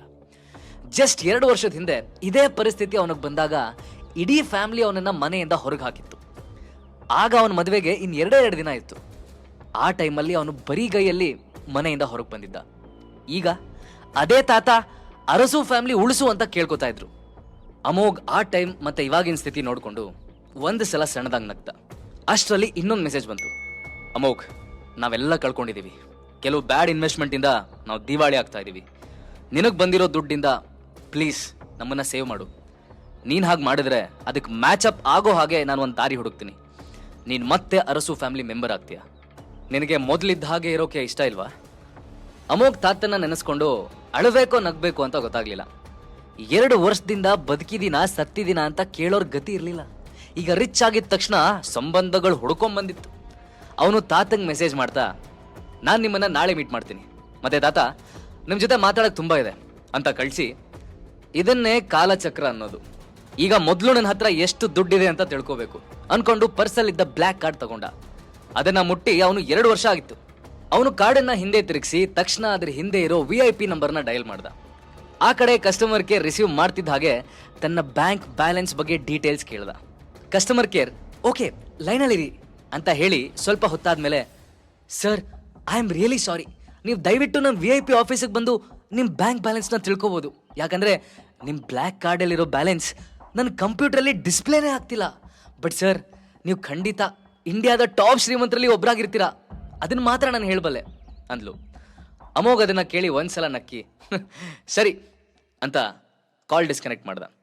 ಅಷ್ಟರಲ್ಲಿ ಭಾನು ಲೀಲಾ ಜೊತೆ ರೂಮಿಗೆ ಬಂದು, ಏನ್ ಮಿಸ್ಟರ್ ಅಮೋಘ್, ಬ್ಯಾಂಕ್ ಬ್ಯಾಲೆನ್ಸ್ ಎಲ್ಲ ಕೇಳ್ತಾ ಇದ್ರಿ? ನಿಮ್ಮನ್ನ ನೋಡಿದ್ರೆ ನನಗೆ ಅಯ್ಯೋ ಪಾಪ ಅನ್ಸುತ್ತೆ ಅಂದ್ಲು. ಆಗ ಅಮೋಘ್ ಲೀಲಾ ಹತ್ರ ಬಂದು, ಲೀಲಾ ಸಾರಿ, ಆಗ್ಲೇ ನೀನು ನಿನ್ನ ಕಂಪ್ನಿ 50 ಕೋಟಿ ಇನ್ವೆಸ್ಟ್ಮೆಂಟ್ ಬೇಕಾಗುತ್ತೆ, ಇಲ್ಲಾಂದ್ರೆ ಕಂಪ್ನಿ ದಿವಾಳಿ ಆಗುತ್ತೆ ಅನ್ನೋದನ್ನ ನಾನು ಕೇಳಿಸ್ಕೊಂಡೆ. ಆಕ್ಚುಲಿ ನಾನು ಬೇಕು ಅಂತ ಕೇಳಿಸ್ಕೊಂಡಿಲ್ಲ. ಈ ಪ್ರಾಬ್ಲಮ್ ಸಾಲ್ವ್ ಮಾಡೋಕ್ಕೆ ನಾನು ನಿನ್ಗೆ ಹೆಲ್ಪ್ ಮಾಡ್ಬೋದು ಅಂದ. ಅದಕ್ಕೆ ಭಾನು ನಗ್ತಾ what Amogh, are you joking ಅಂದ್ಲು. ಅಮೋಘ್, ಓಹ್ ಅಂದ್ರೆ ನನ್ನ ಮಾತಲ್ಲಿ ನಿಮಗ್ ನಂಬಿಕೆ ಇಲ್ವಾ ಅಂತ ಕೇಳ್ದ. ಲೀಲಾ ಅವರಿಬ್ಬರನ್ನು ತಡೆದು, will you please stop it Amogh, it's not a joke, ನೀವಿಬ್ರು ಇದನ್ನ ತಮಾಷೆ ಅಂತ ಅನ್ಕೋಬೇಡಿ ಅಂತ ಹೇಳಿ ಅಮೋಘ್ ಮುಖನ ಒಂದು ಸಲ ನೋಡಿ ಅಲ್ಲಿಂದ ತನ್ನ ರೂಮಿಗೆ ಹೊರಟೋದ್ಲು. ಮಾರನೇ ದಿನ ಬೆಳಗ್ಗೆ ತನ್ನ ಅತ್ತೆ ಸರೋಜಾ ಮಾಡ್ತಿರೋ ಶಬ್ದಕ್ಕೆ ಬಾಂಬ್ ಬ್ಲಾಸ್ಟ್ ಆಯ್ತೇನೋ ಅನ್ನೋ ತರ ಮಲಗಿದವನು ಎದ್ದು ಕೂತ್ಕೊಂಡ. ಸರೋಜಾ ಬೆಳಗ್ಗೆನೆ ಕಣ್ ಅಗ್ಲ ಮಾಡ್ಕೊಂಡು ಅಮೋಘ್ನ ಕೋಪದಿಂದ ನೋಡ್ತಾ, ಲೀಲಾ ಆಫೀಸಿಗೆ ಹೋಗಕ್ಕೆ ರೆಡಿ ಆಗಿದ್ದಾಳೆ, ನನಗೆ ಸ್ವಲ್ಪ ಕೆಲಸ ಇದೆ, ಅದಕ್ಕೆ ನಾನು ಅವಳು ಕಾರ್ ತಗೊಂಡು ಹೋಗ್ತಾ ಇದ್ದೀನಿ, ನೀನು ಅವಳಿಗೆ ಹೇಳ್ಬಿಡು, ಮತ್ತೆ ಅವಳನ್ನ ಸ್ವಲ್ಪ ಆಫೀಸ್ಗೆ ಹಾಗೆ ಡ್ರಾಪ್ ಮಾಡ್ಬಿಡು ಅಂತ ಹೇಳಿದ್ಲು. ಅಮೋಘ್ ಅದನ್ನ ಕೇಳಿ, ಆದ್ರೆ ಅತ್ತೆ ನನ್ನ ಹತ್ರ ಕಾರ್ ಇಲ್ಲ, ನನ್ನ ಹಳೆ ಬೈಕ್ ಮಾತ್ರ ಇರೋದು ಅಂದ. ಅದಕ್ಕೆ ಸರೋಜಾ, ಅದೇ ಸಾಕು, ಇನ್ನೇನಕ್ಕೆ ವೇಟ್ ಮಾಡ್ತಾ ಇದೀಯಾ, ಬೇಗ ರೆಡಿಯಾಗಿ ನಿನ್ನ ಹೆಂಡ್ತಿನ ಕರ್ಕೊಂಡು ಹೋಗು ಅಂತ ಹೇಳಿ ಹೋಗೇ ಬಿಟ್ಲು. ಅಮೋಘ್ ತಕ್ಷಣ, ಲೀಲಾ ನಿಮ್ಮಮ್ಮ ನಿನ್ನ ಕಾರ್ ತಗೊಂಡು ಹೋಗಿದ್ದಾರೆ, ಸೊ ನಾನು ನಿನ್ನ ಆಫೀಸಿಗೆ ಡ್ರಾಪ್ ಮಾಡ್ತೀನಿ ಅಂದ. ಅದನ್ನ ಕೇಳಿ ಲೀಲಾ ಸಡನ್ ಆಗಿ ಬಾಗಿಲು ತೆಗೆದ್ಲು. ಅಮೋಘ್ ಅವಳು ಹಾಕೊಂಡಿದ್ದ ಡ್ರೆಸ್ ನೋಡಿ ಒಂದು ಕ್ಷಣ ಸ್ಟನ್ ಆಗ್ಬಿಟ್ಟ. ಅವಳು ಆ ಡ್ರೆಸ್ ಅಲ್ಲಿ ಅಪ್ಸರೆ ತರ ಕಾಣಿಸ್ತಾ ಇದ್ಲು. ಅವನು ಅವಳನ್ನ ನೋಡಿ, ಲೀಲಾ ನೀನ್ ತುಂಬಾ ಬ್ಯೂಟಿಫುಲ್ ಆಗಿ ಕಾಣಿಸ್ತಿದ್ಯಾ ಅಂದ. ಲೀಲಾ ತನ್ನ ಮುಂಗುರನ್ನ ಸರಿಸ್ಕೊಳ್ತಾ, ಥ್ಯಾಂಕ್ ಯು, ಆದ್ರೆ ನಾವು ಕಾನ್ವರ್ಸೇಷನ್ ದಾರಿಲಿ ಹೋಗ್ತಾ ಮುಂದುವರ್ಸೋಣ, ಯಾಕಂದ್ರೆ ನಂಗೆ ಲೇಟ್ ಆಗ್ತಿದೆ ಅಂದ್ಲು. ತಕ್ಷಣ ಇಬ್ರು ಮನೆಯಿಂದ ಹೊರಟ್ರು. ಲೀಲಾ ಅವನ್ ಬೈಕ್ ಹಿಂದೆ ಅವನ್ ಸೊಂಟನ ಹಿಂದೆಯಿಂದ ಬಳಸ್ಕೊಂಡು ಕೂತಿದ್ಲು. ಹಾಗಿಬ್ರು ಜೊತೆಯಾಗಿ ಹೋಗಿ ವರ್ಷಗಟ್ಲೆ ಆಗ್ಬಿಟ್ಟಿತ್ತು. ಲೀಲಾ ದಾರಿಲಿ ಹೋಗ್ತಾ ಅಮೋಘ್ಗೆ ತನ್ನ ಆಫೀಸಲ್ಲಿರೋ ಪ್ರೆಷರ್ ಬಗ್ಗೆ ಎಕ್ಸ್ಪ್ಲೇನ್ ಮಾಡಿದ್ಲು. ಸ್ವಲ್ಪ ಹೊತ್ತಲ್ಲೇ ಇಬ್ರು ಆಫೀಸ್ ಗೇಟ್ ಹತ್ರ ಬಂದ್ರು. ಲೀಲಾ ಅಮೋಘ್ ಸೊಂಟನ ಬಿಟ್ಟು ಮುಗುಳ್ನಗುತ್ತಾ, ನೀನ್ ನನ್ನನ್ನ ಬೈಕಲ್ಲಿ ಎಷ್ಟು ಬೇಗ ಕರ್ಕೊಂಡ್ ಬರ್ತೀಯ ಅಂತ ನಿಜ ನಂಗೆ ನಂಬಕ್ ಆಗ್ತಿಲ್ಲ, ನಂಗೆ ಮೊದಲೇ ಗೊತ್ತಿದ್ರೆ ದಿನ ನಿನ್ ಕೈಯಲ್ಲೇ ಡ್ರಾಪ್ ಮಾಡಿಸ್ಕೊತಿದ್ದೆ ಅಂದ್ಲು. ಅಮೋಘ್ ಅದಕ್ಕೆ ರೆಸ್ಪಾಂಡ್ ಮಾಡೋ ಮುಂಚೆನೆ ಅವ್ರ ಪಕ್ಕದಲ್ಲೇ ಒಂದು white colour BMW car sound ಮಾಡ್ತಾ ಬಂದ್ ನಿಂತ್ಕೋತು. ಕಾರಿಂದ ಒಬ್ಬ 6 ಅಡಿ ವ್ಯಕ್ತಿ ಇಳಿದು ಅವ್ರ ಹತ್ರ ಬಂದ. ಲೀಲಾ ಅವನನ್ನ ನೋಡಿದ ತಕ್ಷಣ, ಹಾಯ್ ಬಾಲಾ ಅಂತ ಮುಗುಳ್ನಕ್ಕು ವಿಶ್ ಮಾಡಿದ್ಲು. ಅಮೋಘ್ ಅಲ್ಲಿ ನಿಂತಿದ್ರೂನು ಬಾಲಾ ಅವನು ಕ್ಯಾರೆ ಅಂದೆ ಮುಂದೆ ಬಂದು ಲೀಲಾನ ಲೈಟ್ ಆಗಿ ತಪ್ಕೊಂಡು, good morning Leela, it's so good to see you ಅಂದ. ಬಾಲಾ ಸುಬ್ರಹ್ಮಣಿ ಅಮೋಘ್ ಕಡೆ ತಿರುಗಿ ಸಣ್ಣದಾಗಿ ನಕ್ಕು, ಈ ಲೀಲಾ ನೀವು ವರ್ಲ್ಡ್ ಅಲ್ಲೇ ಕೆಟ್ಟದಾಗಿರೋ ಬಾಳ್ಗೆ ವೆಹಿಕಲ್ ಬಂದಿದ್ದೀರಾ ಅನ್ಸುತ್ತೆ, ನಿಮ್ಗೆ ರೈಡ್ ಬೇಕು ಅಂದಿದ್ರೆ ನಾನೇ ನಿಮ್ಮನ್ನು ಡ್ರಾಪ್ ಮಾಡ್ತಿದ್ದೆ ಅಂದ. ಅಮೋಘ್ ಅದಕ್ಕೆ ನಗ್ತಾ, ನಾನ್ ಡ್ರೈವರ್ ಅಲ್ಲ, ಆಕ್ಚುಲಿ ನಾನು ಅವಳ ಹಸ್ಬೆಂಡ್ ಅಂದ. ಬಾಲಾ ಅದನ್ನ ಕೇಳಿ ಶಾಕ್ ಆದ. ಅಮೋಘ್ ತನ್ನ ಕೈನ ಮುಂದೆ ಚಾಚಿ ಸ್ಮೈಲ್ ಮಾಡ್ತಾ, ನನ್ನ ಹೆಸರು Amogh, it's nice to meet you ಅಂದ. ಬಾಲಾ ಶೇಕ್ ಹ್ಯಾಂಡ್ ಮಾಡ್ತಾ, ಓ ದಿ ಗ್ರೇಟ್ ಅಮೋಘ್, ನಾನ್ ನಿಮ್ ಬಗ್ಗೆ ತುಂಬಾ ಕೇಳಿದೀನಿ. ಶ್ರೀಲೀಲಾ ಅವ್ರ ಫ್ರೆಂಡ್ ಭಾನು ಯಾವಾಗ್ಲೂ ನಿಮ್ ಗುಣಗಾನನ ಮಾಡ್ತಾನೆ ಇರ್ತಾರೆ, ನಿಮ್ಮನ್ನ ನೋಡಿದ್ಮೇಲೆ ಅವ್ರು ಹೇಳಿದ್ ಕರೆಕ್ಟ್ ಅಂತ ಅನ್ನಿಸ್ತಾ ಇದೆ ಅಂತ ತುಟಿ ಅಂಚಲಿ ನಗ್ತಾ ಅಂದ. ಲೀಲಾಗ್ ಅದನ್ನ ಕೇಳಿ ಲೈಟ್ ಆಗಿ ಕೋಪ ಬಂತು. Bala, that is out of line ಅಂದ್ಲು. ಬಾಲಾ, ಆಫ್ ಕೋರ್ಸ್, ಬಟ್ ನಾನ್ ಜಸ್ಟ್ ಜೋಕ್ ಮಾಡಿದೆ, ನೀನ್ ನನ್ನ ಮಾತನ್ನ ಜೋಕ್ ಅಂತ ತಗೊಳ್ಳಿಲ್ವಾ ಅಮೋಘ್ ಅಂತ ಕೇಳ್ದ. ಅಮೋಘ್ ಏನೋ ಮಾತಾಡೋಷ್ಟ್ರಲ್ಲಿ ಲೀಲಾ ಅವನ ಕೈನ ಪ್ರೆಸ್ ಮಾಡಿ ಸುಮ್ನಿರು ಅನ್ನೋ ರೀತಿ ಸನ್ನೆ ಮಾಡಿದ್ಲು. ಸರಿ ಬಾಲಾ, ನಂಗೆ ಟೈಮ್ ಆಗ್ತಿದೆ, ನಾನು ಹೋಗ್ಬೇಕು ಅಂದ್ಲು.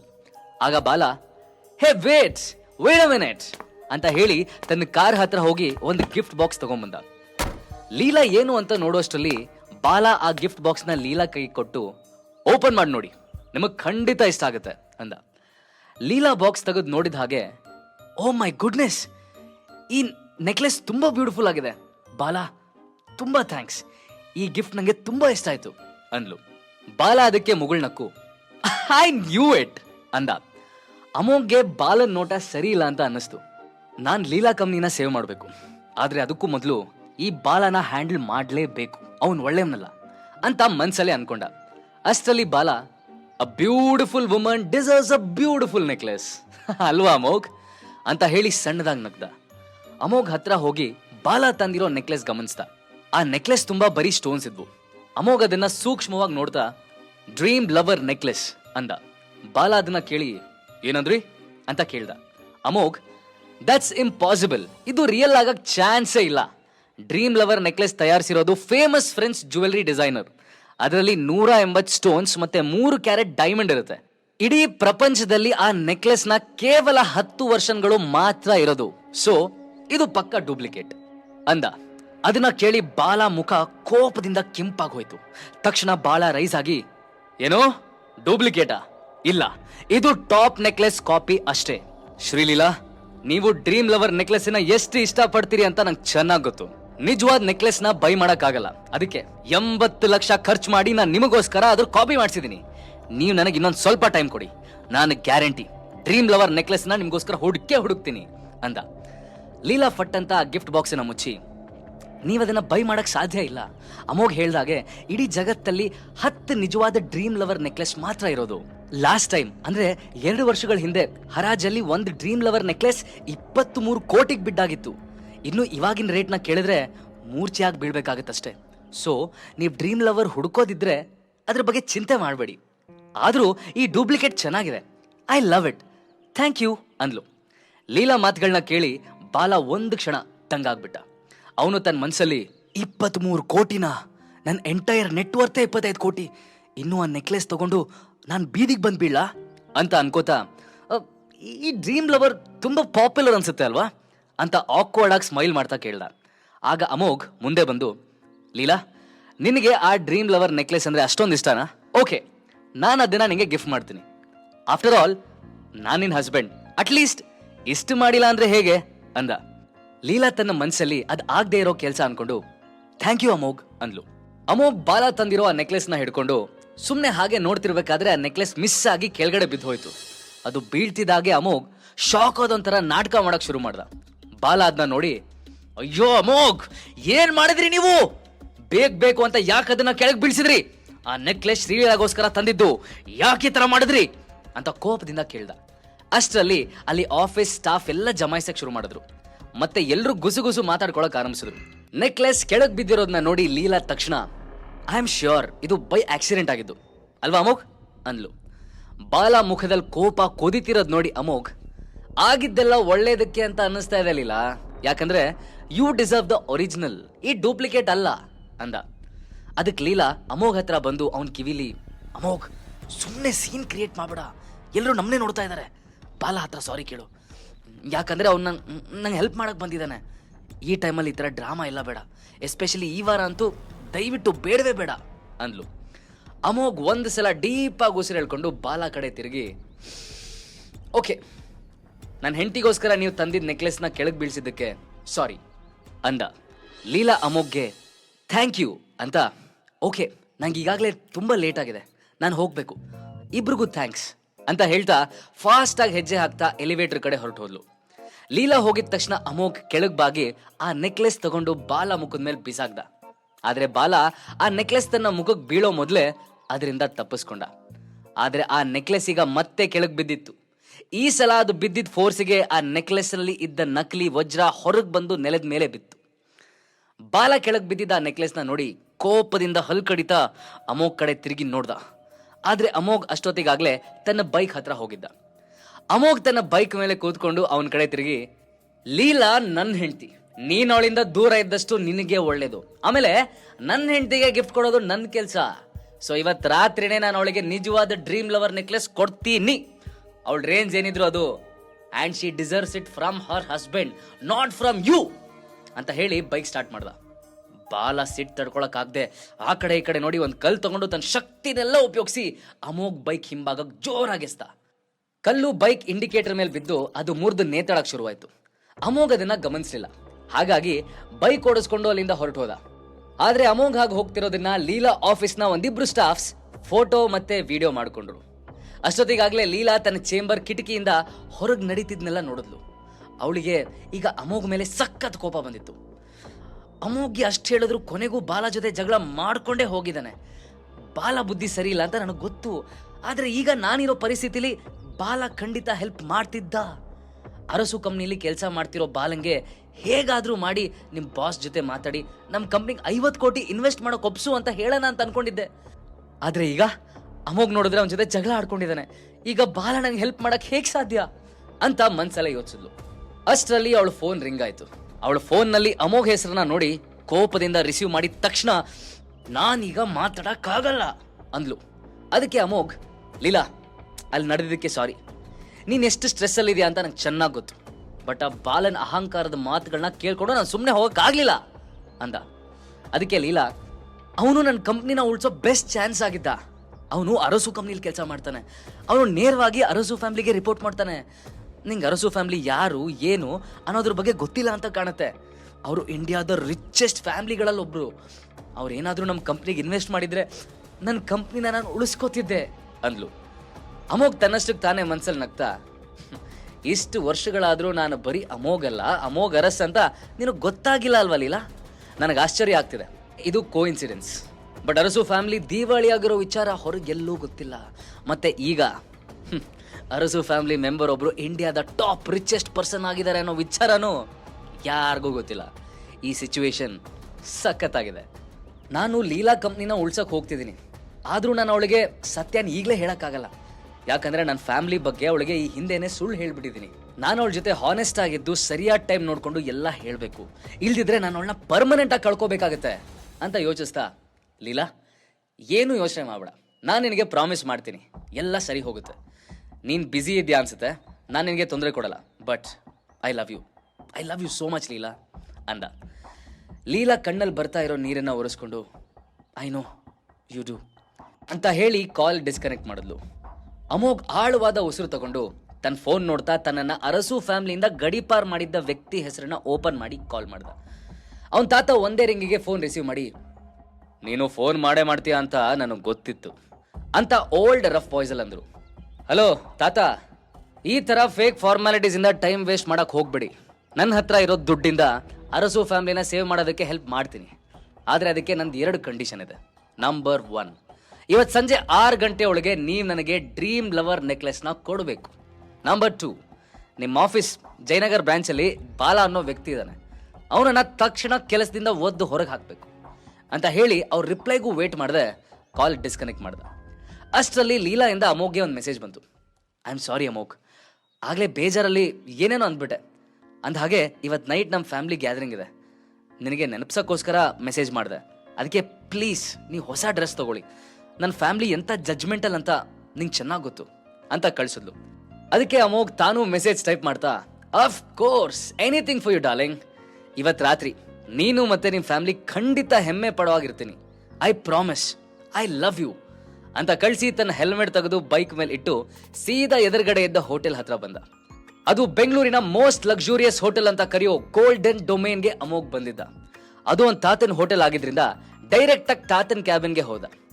ಆದ್ರೆ ಅಲ್ಲಿ ಅವನ ತಾತ ಇರಲಿಲ್ಲ. ಅಮೋಘ್ ಆ ಕ್ಯಾಬಿನ್ ನಲ್ಲಿದ್ದ ಸೋಫಾ ಮೇಲೆ ಹೋಗಿ ಕೂತ್ಕೊಂಡ. 1-2 ನಿಮಿಷಗಳ ನಂತರ ಆ ಕ್ಯಾಬಿನ್ ಎದುರುಗಡೆ ಇದ್ದ ಮತ್ತೊಂದು ರೂಮಿಂದ ಅಮೋಘ್ ಚಿಕ್ಕಪ್ಪ ಧೀರಜ್ ಅರಸ್ ಸರ್ ಸರ್ ಅಂತ ನಡ್ಕೊಂಡು ಅಮೋಘ್ ಕೂತಿದ್ದ ಸೋಫಾ ಹತ್ರ ಬಂದ. ಅಮೋಘ್ ಹೇಗಿದ್ಯಾ? ಎಷ್ಟು ವರ್ಷ ಆಯ್ತು ನಿನ್ನ ನೋಡಿ. ನಿನ್ ತಾತ ಹೊರಗೆ ಹೋಗಿದ್ದಾರೆ, ನೀನ್ ಬಂದಿದ್ ವಿಚಾರ ಗೊತ್ತಾಯ್ತು. ತಾತ ಫೋನ್ ಮಾಡಿದ್ರು, ಅದಕ್ಕೆ ನಾನೇ ನಿನ್ನ ಹತ್ರ ಮಾತಾಡೋಣ ಅಂತ ಬಂದೆ ಅಂತ ಎಕ್ಸ್ಟ್ರಾ ಲವ್ ಅಂಡ್ ಕೇರ್ ಇಂದ ಮಾತಾಡ್ತಾ ಅಮೋಘ್ ಪಕ್ಕ ಬಂದು ಕೂತ್ಕೊಂಡ. ಧೀರಜ್ ಮತ್ತೆ ತನ್ನ ಮಾತು ಮುಂದುವರಿಸ್ತಾ, ನಿನ್ನ ನೋಡಿ ತುಂಬಾ ಖುಷಿ ಆಯ್ತು ಅಮೋಘ್. ನಾನ್ ಲಾಸ್ಟ್ ಟೈಮ್ ನೋಡಿದಕ್ಕಿಂತ ನೀನ್ ತುಂಬಾ ಡಿಫ್ರೆಂಟ್ ಆಗಿ ಕಾಣಿಸ್ತಿದ್ಯಾ. ನಿನ್ನ ನೋಡ್ತಾ ಇದ್ರೆ 2 ವರ್ಷದಲ್ಲಿ ನಿನ್ನ ಫ್ರೀಡಮ್ನ ತುಂಬಾ ಚೆನ್ನಾಗಿ ಎಂಜಾಯ್ ಮಾಡಿದ್ಯಾ ಅಂತ ಅನಿಸ್ತಿದೆ ಅಂತ ಹೇಳಿ ನಕ್ಕ. ಅಮೋಘ್ ತಕ್ಷಣ ತನ್ನ ಚಿಕ್ಕಪ್ಪನ ಕಡೆ ನೋಡ್ತಾ, ಫ್ಯಾಮಿಲಿಯಿಂದ ಹೊರಗೋಡಿಸಿದ್ದನ್ನ ನೀವು ಫ್ರೀಡಮ್ ಅಂತ ಕರಿತೀರಾ ಅಂತ ಕೇಳ್ದ. ಹಾಗೆ ಮಾಡ್ಬೇಕು ಅನ್ನೋ ಉದ್ದೇಶ ಯಾರಿಗೂ ಇರ್ಲಿಲ್ಲ ಅಮೋಘ್, ಅದು ಅನ್ಫಾರ್ಚುನೇಟ್ ಆಗಾಯ್ತು ಅಂದ್ರು. ಅಮೋಘ್ ತಕ್ಷಣ ಮಧ್ಯ ಮಾತಾಡ್ತಾ, ನಾನು ಪಾಸ್ಟ್ ಬಗ್ಗೆ ಆರ್ಗ್ಯೂ ಮಾಡಕ್ಕೆ ಇಲ್ಲಿ ಬಂದಿಲ್ಲ. ಸೊ ನಾನು ನೇರವಾಗಿ ವಿಷಯಕ್ಕೆ ಬರ್ತೀನಿ. ಅರಸು ಫ್ಯಾಮಿಲಿಗೆ ಎಷ್ಟು ದುಡ್ಡು ಬೇಕು ಅಂತ ಕೇಳ್ದ. ಎಲ್ಲ ಟೈಮಲ್ಲೂ ಉಸ್ತುವಾರಿ ವಹಿಸ್ತಿದ್ದ ಧೀರಜ್ ತಲೆ ತಗ್ಸಿ, ಆಕ್ಚುಲಿ ದೊಡ್ಡ ಅಮೌಂಟ್ ಏನಲ್ಲ ಅಂದ. ಅಮೋಘ್ ತನ್ನ ಹುಬ್ಬುಗಳನ್ನ ಮೇಲಕ್ಕೆತ್ತಿ, ಅಷ್ಟೊಂದಲ್ಲ ಅಂದ್ರೆ ಎಷ್ಟು ಅಂತ ಕೇಳ್ದ. ಧೀರಜ್ 60,000 ಕೋಟಿ ಅಂದ್ರು. ಅಮೋಘದನ್ನ ಕೇಳಿ ನಗ್ತಾ, ವಾಟ್ 60,000 ಕೋಟಿ? ನಿಮ್ಗೆ ಅಷ್ಟೊಂದು ದುಡ್ಡು ಅಲ್ವಾ? ನಾನ್ ಚಿಕ್ಕ ಇನ್ವೆಸ್ಟ್ಮೆಂಟ್ ಮಾಡಿದ್ದಕ್ಕೆ ನನ್ನ ಫ್ಯಾಮಿಲಿಯಿಂದಾನೇ ಓಡಿಸ್ಬಿಟ್ರಿ ಅಂದ. ಧೀರಜ್ ಅವನನ್ನ ಸಮಾಧಾನ ಮಾಡ್ತಾ, ವೆಲ್ ನಾವು ತಪ್ಪು ಮಾಡಿದೀವಿ, ಈಗ ನಮ್ಮ ಫ್ಯಾಮಿಲಿನ ಉಳಿಸೋದು ನಿನ್ ಕೈಯಲ್ಲಿದೆ, ಹಳೇದನ್ನೆಲ್ಲ ಮನ್ಸಲ್ಲಿ ಇಟ್ಕೋಬೇಡ. ಸೊ ವಾಟ್ ಯು ಸೇ, ನೀನ್ ನಮ್ಗೆ 60,000 ಕೋಟಿ ಕೊಡ್ತೀಯಾ ಅಂತ ಕೇಳ್ದ. ಚಿಕ್ಕಪ್ಪ, ನಂಗೆ ಸಡನ್ ಆಗಿ ಇವಾಗ ನೆನಪಾಯ್ತು, ನನಗೆ ಒಂದು ಇಂಪಾರ್ಟೆಂಟ್ ಕೆಲಸ ಇದೆ, ಡೋಂಟ್ ವರಿ, ನಾನಿನ್ ಹೊರಡ್ತೀನಿ ಅಂದ. ಧೀರಜ್ ಕೂಡ ಎದ್ದು ನಿಂತ್ಕೊಂಡು, ನೀನ್ ನಮ್ಗೆ 60,000 ಕೋಟಿ ದುಡ್ಡು ಕೊಡದೇ ಇದ್ರೆ ಅರಸು ಫ್ಯಾಮಿಲಿ ಪರಂಪರೆನೇ ನಾಶ ಆಗ್ಬಿಡುತ್ತೆ. ಅಮೋಘ್ ಪ್ಲೀಸ್, ನಾನು ನಿನ್ನನ್ನು ಕೇಳ್ಕೊತಾ ಇದ್ದೀನಿ, ನಮ್ಮ ಫ್ಯಾಮಿಲಿ ಸಾಮ್ರಾಜ್ಯನ ನೀನು ಒಬ್ಬನ ಕೈಯಲ್ಲಿ ಮಾತ್ರ ಉಳ್ಸೋಕ್ಕಾಗೋದು. ನಿನ್ನ 2 ರಿಕ್ವೆಸ್ಟ್ ಕಂಪ್ಲೀಟ್ ಮಾಡೋದಕ್ಕೆ ನಾನು ಆಗಲೇ ಜನರನ್ನು ಕಳಿಸಿದ್ದೀನಿ. ಪ್ಲೀಸ್ ನೀನು ಹೋಗ್ಬೇಡ, ನೀನು ಬೇರೆ ಏನಾದರೂ ಬೇಡಿಕೆ ಇದ್ರೆ ಹೇಳು, ನಾನು ಬೇಕಿದ್ರು ಮಾಡ್ತೀನಿ ಅಂದ.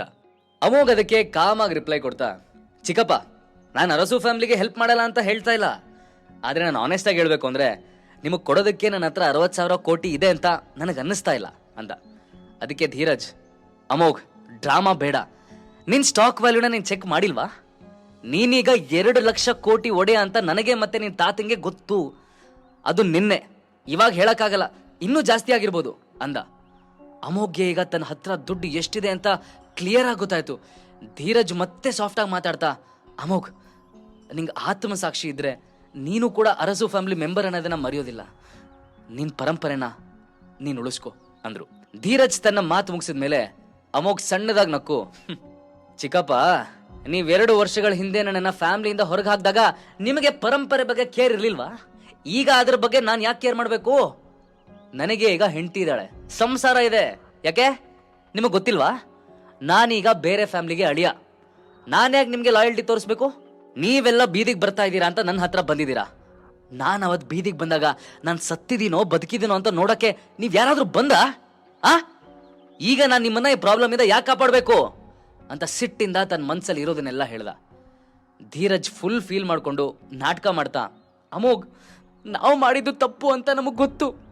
ನಮ್ಮ ಫ್ಯಾಮಿಲಿ ಪರವಾಗಿ ನಾನು ನಿನ್ನ ಹತ್ರ ಕ್ಷಮೆ ಕೇಳ್ತೀನಿ. ಆದರೆ ನೀನು ಮಾತ್ರ ದಯವಿಟ್ಟು ನಮ್ಮ ಕೈ ಬಿಡ್ಬೇಡ ಪ್ಲೀಸ್ ಅಂದರು. ಅಮೋಘ್ ಮನಸ್ಸು ಕರಗಿದ ಹಾಗೆ ಕಾಣಿಸ್ಲಿಲ್ಲ. ಆಗ ಧೀರಜ್, ಅಮೋಘ್, ನಾನು ನಿನಗೆ ಅರಸು ಮೀಡಿಯಾನ ನಿನಗೆ ಬಿಟ್ಕೊಟ್ಬಿಡ್ತೀನಿ. ಇನ್ಮೇಲೆ ನೀನೇ ಅದ್ರ ಪ್ರೆಸಿಡೆಂಟ್. ಫಾರ್ಮ್ಯಾಲಿಟೀಸನ್ನ ನಾನು 1 ದಿನದಲ್ಲೇ ಮುಗಿಸ್ಕೊಡ್ತೀನಿ. ನಾಳೆ ನೀನು ಆ ಪೊಸಿಷನ್ ಅಲ್ಲಿ ಕೂತ್ಕೋಬೇಕು ಅಂದ. ಅಮೋಘ್ ಸ್ಮೈಲ್ ಮಾಡ್ತಾ, ಅರಸು ಮೀಡಿಯಾ ನಿಮ್ಮ ಹೆಂಡತಿ ಕಂಪ್ನಿ ತಾನೆ. ನಿಮ್ಮ ಬೆನಿಫಿಟ್ಸ್ಗೋಸ್ಕರ ಬೇರೆಯವ್ರ ವಸ್ತುಗಳನ್ನ ಕೊಡೋದಕ್ಕೆ ನೀವು ಯಾವಾಗಲೂ ಮುಂದೆ ಇರ್ತೀರಾ ಅಲ್ವಾ ಅಂದ. ಫ್ಯಾಮಿಲಿ ವಿಚಾರ ಬಂದಾಗ ಅವಳು ಮರ್ಯಾದೆ ಉಳ್ಸಕ್ಕೆ ಅಷ್ಟು ಮಾಡಲಿಲ್ಲ ಅಂದ್ರೆ ಹೇಗೆ? Arasu media is one of our most profitable and high profile company. ಇದು ಇಂಡಿಯಾದಲ್ಲಿ ಲಾರ್ಜೆಸ್ಟ್ ಮತ್ತು ಸಕ್ಸಸ್ಫುಲ್ ಎಂಟರ್ಟೈನ್ಮೆಂಟ್ ಕಂಪನಿ. ಗೊತ್ತಾ? ನಮ್ಮಲ್ಲಿ ಯಾವೆಲ್ಲ ಸೆಲೆಬ್ರಿಟೀಸ್ ಕಾಂಟ್ರಾಕ್ಟ್ ಇದೆ ಅಂತ ಸ್ವಲ್ಪ ಯೋಚನೆ ಮಾಡು ಅಂದ್ರು. ಅಮೋಘ್ ಕೋಪದಿಂದ ಹಲ್ ಕಡಿತಾ, ನಾನು ನಿಮ್ಮ ಕಂಡೀಷನ್ಸ್ನ ಆಕ್ಸೆಪ್ಟ್ ಮಾಡ್ಕೋತೀನಿ. ನನ್ನ ಜರ್ನಿಲಿ ನನ್ನ ಸ್ವಂತ ಫ್ಯಾಮಿಲಿ ಸಾಮ್ರಾಜ್ಯನ ನಾನೇ ಕ್ರಿಯೇಟ್ ಮಾಡ್ತೀನಿ. ಅದರಲ್ಲಿ ನಿಮ್ಮ ಅರಸು ಮೀಡಿಯಾ ನಾನು ಅಕ್ವೈರ್ ಮಾಡ್ಕೊಳ್ಳೋದ್ರಲ್ಲಿ ಮೊದಲನೇದು. ಬಟ್ ಚಿಕ್ಕಪ್ಪ, ನಾನು ಸುಳ್ಳು ಹೇಳ್ತಿಲ್ಲ. ನನಗೊಂದು ಇಂಪಾರ್ಟೆಂಟ್ ಕೆಲಸ ಇದೆ, ನಾನೀಗ ಹೋಗ್ಲೇಬೇಕು ಅಂದ. ಧೀರಜ್ ನಿಟ್ಟುಸಿರು ಬಿಟ್ಟು, ಸೊ ಡು ವಿ ಹ್ಯಾವ್ ಅಂತ ಹೇಳಿ ಸುಮ್ಮನಾದ. ಅಮೋಘ್ ತಕ್ಷಣ, yes, we have a deal. ಚಿಕ್ಕಪ್ಪ, ನಾನು ನಿಮ್ಗೊಂದು ಹೇಳಕ್ ಇಷ್ಟಪಡ್ತೀನಿ. We are family. ಈ ಎಕ್ಸ್ಪೀರಿಯನ್ಸ್ ನಿಮಗೆಲ್ಲ ಪಾಠ. ಇದನ್ನ ಜೀವನ ಪೂರ್ತಿ ನೆನ್ಪಿಟ್ಕೋಬೇಕು. ಯಾಕೆ ಹೇಳಿ? ದುಡ್ಡಿಗಿಂತ ಫ್ಯಾಮಿಲಿ ತುಂಬಾ ಮುಖ್ಯ ಅಂತ ಹೇಳಿ ಅಲ್ಲಿಂದ ಹೊರಟೋದ. ಹೊರಗೆ ಬರ್ತಿದ್ದ ಹಾಗೆ ಅಮೋಘ್ ಟೈಮ್ ನೋಡ್ಕೊಂಡು, ಓಹ್, ಇವತ್ತು ಹೈಸ್ಕೂಲ್ ಫ್ರೆಂಡ್ಸ್ ರಿಯೂನಿಯನ್ ಇತ್ತಲ್ವಾ ಅಂತ ಹೇಳ್ತಾ ಬೈಕ್ ಸ್ಟಾರ್ಟ್ ಮಾಡ್ಕೊಂಡು ಹೊರಟ. ದಾರಿಲವನು, ತುಂಬಾ ವರ್ಷದ ನಂತರ ಎಲ್ಲರೂ ಮೀಟ್ ಆಗ್ತಾ ಇದೀವಿ, ಇವಾಗ ನಾನಿರೋ ಪೊಸಿಷನ್ ಫ್ರೆಂಡ್ಸ್ ಗೊತ್ತಾದ್ರೆ ಅಂತ ಮನ್ಸಲ್ಲೇ ಖುಷಿ ಪಡ್ತಾ ಬೈಕ್ನ ಗೆಟ್ ಟುಗೆದರ್ ಆಗ್ತಿದ್ದ ಹೋಟೆಲ್ ಕಡೆ ತಿರುಗಿಸ್ದ. ಸ್ವಲ್ಪ ಹೊತ್ತಲ್ಲೇ ಅಮೋಘ್ ಫೇಮಸ್ ಸ್ಟಾರ್ ಹೋಟೆಲ್ ಗ್ರೀನ್ಲ್ಯಾಂಡ್ಗೆ ಬಂದ. ಎಂಟ್ರನ್ಸ್ ಅಲ್ಲೇ ಅವನಿಗೆ ಅವನ ಹಳೆ ಫ್ರೆಂಡ್ ಶೇಖರ್ ಸಿಗ್ತ. ಅಮೋಘ್ನ ನೋಡ್ತಿದ್ದ ಹಾಗೆ ಶೇಖರ್, ಹೇ ಹಾಯ್ ಬ್ರೋ, ಹೇಗಿದ್ಯಾ ಅಂತ ಕೇಳ್ದ. ಸ್ಕೂಲ್ ಡೇಸ್ ಅಲ್ಲಿ ತುಂಬಾ ತೆಳ್ಳಗೆ ಪೊರಕೆ ಕಡ್ಡಿ ಹಾಕಿದ್ದ ಶೇಖರ್ ಈಗ 6 ಪ್ಯಾಕ್ಸ್ ಬಾಡಿ ಎಲ್ಲ ಮಾಡ್ಕೊಂಡು ಬ್ರಾಂಡೆಡ್ ಬಟ್ಟೆಗಳನ್ನ ಹಾಕೊಂಡು ನಿಂತಿದ್ದ. ಅವನನ್ನ ನೋಡಿ ಅಮೋಘ್ ಸಿಕ್ಕಾಪಟ್ಟೆ ಖುಷಿಯಿಂದ, ಹಾಯ್ ಕಣೋ, good to see you my man ಅಂದ. ಅಮೋಘ್ ಮಾಮೂಲಿ ತರ ನಾರ್ಮಲ್ ಬಟ್ಟೆ ಹಾಕಿ ಕಾಮ್ ಅಂಡ್ ಕೂಲ್ ಆಗಿ ನಿಂತಿದ್ದ. ಶೇಖರ್ ಅವನ ಹತ್ರ ಬಂದು, ಏನ್ ಮಗ ನೀನು ಇನ್ನೂ ಯಾವ್ದೋ ಲೋಕಲ್ ಬ್ರ್ಯಾಂಡ್ ಬಟ್ಟೆ ಹಾಕೋ ಸ್ಟೇಜಲ್ಲಿ ಇದೆಯಾ? ನನ್ನ ನೋಡು. ಅದು ಬಿಡು, ಕೆಲವ್ರು ಹಣೆ ಬರಣೆ ಆಗಿರುತ್ತೆ. ಬಡತನ ಅನ್ನೋದು ಬಿಲ್ಲಲ್ಲಿ ಕೊಡೋ GST ತರ ಮಗ, ಅದು ಬೇಡ ಅಂದ್ರೂ ಬಿಟ್ಟೋಗಲ್ಲ ಅಂತ ಅಮೋಘನ್ನ ಹಂಗಿಸ್ ಮಾತಾಡ್ದ. ನಿಜ ಹೇಳೋದಾದ್ರೆ ಅಮೋಘ್ ಇಂಡಿಯಾದ ರಿಚೆಸ್ಟ್ ಪರ್ಸನ್. ಅವ್ನ್ ಮನ್ಸ್ ಮಾಡಿದ್ರೆ ಬ್ರ್ಯಾಂಡೆಡ್ ಬಟ್ಟೆ ಅಲ್ಲ, ಇಡೀ ಟೆಕ್ಸ್ಟೈಲ್ ಇಂಡಸ್ಟ್ರಿನೇ ಕೊಂಡ್ಕೋಬೋದಾಗಿತ್ತು. ಬಟ್ ಅಮೋಘ್ ತನ್ನ ರಿಚ್ ಅನ್ನೋದನ್ನ ತೋರಿಸ್ಕೊಳ್ದೆ ಸುಮ್ಮನೆ ಮುಗುಳ್ನಕ್ಕು, ಲೆಟ್ಸ್ ಗೋ ಇನ್ ಸೈಡ್ ಅಂದ. ಇಬ್ರು ಮಾತಾಡ್ಕೊಂಡು ಪಾರ್ಟಿ ನಡೀತಿರೋ ಕಡೆ ಹೋದ್ರು. ಒಳಗಡೆ ಹೋಗ್ತಿದ್ದ ಹಾಗೆ ಅಮೋಘ್ ತನ್ನ ಕ್ಲಾಸ್ಮೇಟ್ಸ್ನೆಲ್ಲ ಒಂದ್ಸಲ ನೋಡ್ದ. ಫ್ರೆಂಡ್ಸ್ ಎಲ್ಲ ಗುರುತ್ ಹಿಡಿಯಕ್ಕಾಗದೇರಷ್ಟು ಬದಲಾಗಿದ್ರು. ಆದ್ರೆ ಅಮೋಘ್ ಮಾತ್ರ ಇನ್ನೂ ಇದ್ದ ಹಾಗೆ ಸಿಂಪಲ್ ಆಗಿದ್ದ. ಅಷ್ಟರಲ್ಲಿ ಅಮೋಘ್ ತನ್ನ ಹಳೆ ಕ್ಲಾಸ್ಮೇಟ್ ಯದ್ವಿಕಾನ ನೋಡ್ದ. ಅವಳು ಯಾವ ಹೀರೋಯಿನ್ಗೂ ಕಮ್ಮಿ ಇಲ್ಲ ಅನ್ನೋಷ್ಟು ಬ್ಯೂಟಿಫುಲ್ ಆಗಿ ಕಾಣ್ತಿದ್ಲು. ಅಮೋಘ್ ಯದ್ವಿಕಾನ ನೋಡಿ ಹಾಯ್ ಮಾಡ್ದ. ಆದ್ರೆ ಅವಳು ಅಮೋಘ್ ಪಕ್ಕ ಇದ್ದ ಶೇಖರ್ಗೆ ಹಾಯ್ ಎಂದು ಮಾತಾಡಕ್ ಶುರು ಮಾಡಿದ್ಲು. ಅವಳು ಅಮೋಘ್ನ ಗುರುತ್ ಹಿಡಿದ್ರು ಗೊತ್ತೇ ಇಲ್ದಿರೋ ತರ ಬಿಹೇವ್ ಮಾಡಿದ್ಲು. ಶೇಖರ್ ತಾನು ಏನೋ ಸಾಚ್ಬಿಟ್ಟಿದ್ದೀನಿ ಅನ್ನೋ ಫೀಲಲ್ಲಿ, ನೋಡಮೋಗ, ಇದು ನನ್ನ ರೇಂಜು ಅಂತ ಕಾಲರ್ ಮೇಲೆ ಮಾಡ್ಕೋತಾ ಯದ್ವಿಕಾನ್ ಹತ್ರ ಹೋಗಿ ಅವಳು ಹಗ್ ಮಾಡಿ ವಿಶ್ ಮಾಡ್ದ. ಅಮೋಘ್ ಅದಕ್ಕೆ ಸಣ್ಣದಾಗಿ ನಕ್ಕು ಸುಮ್ಮನಾದ.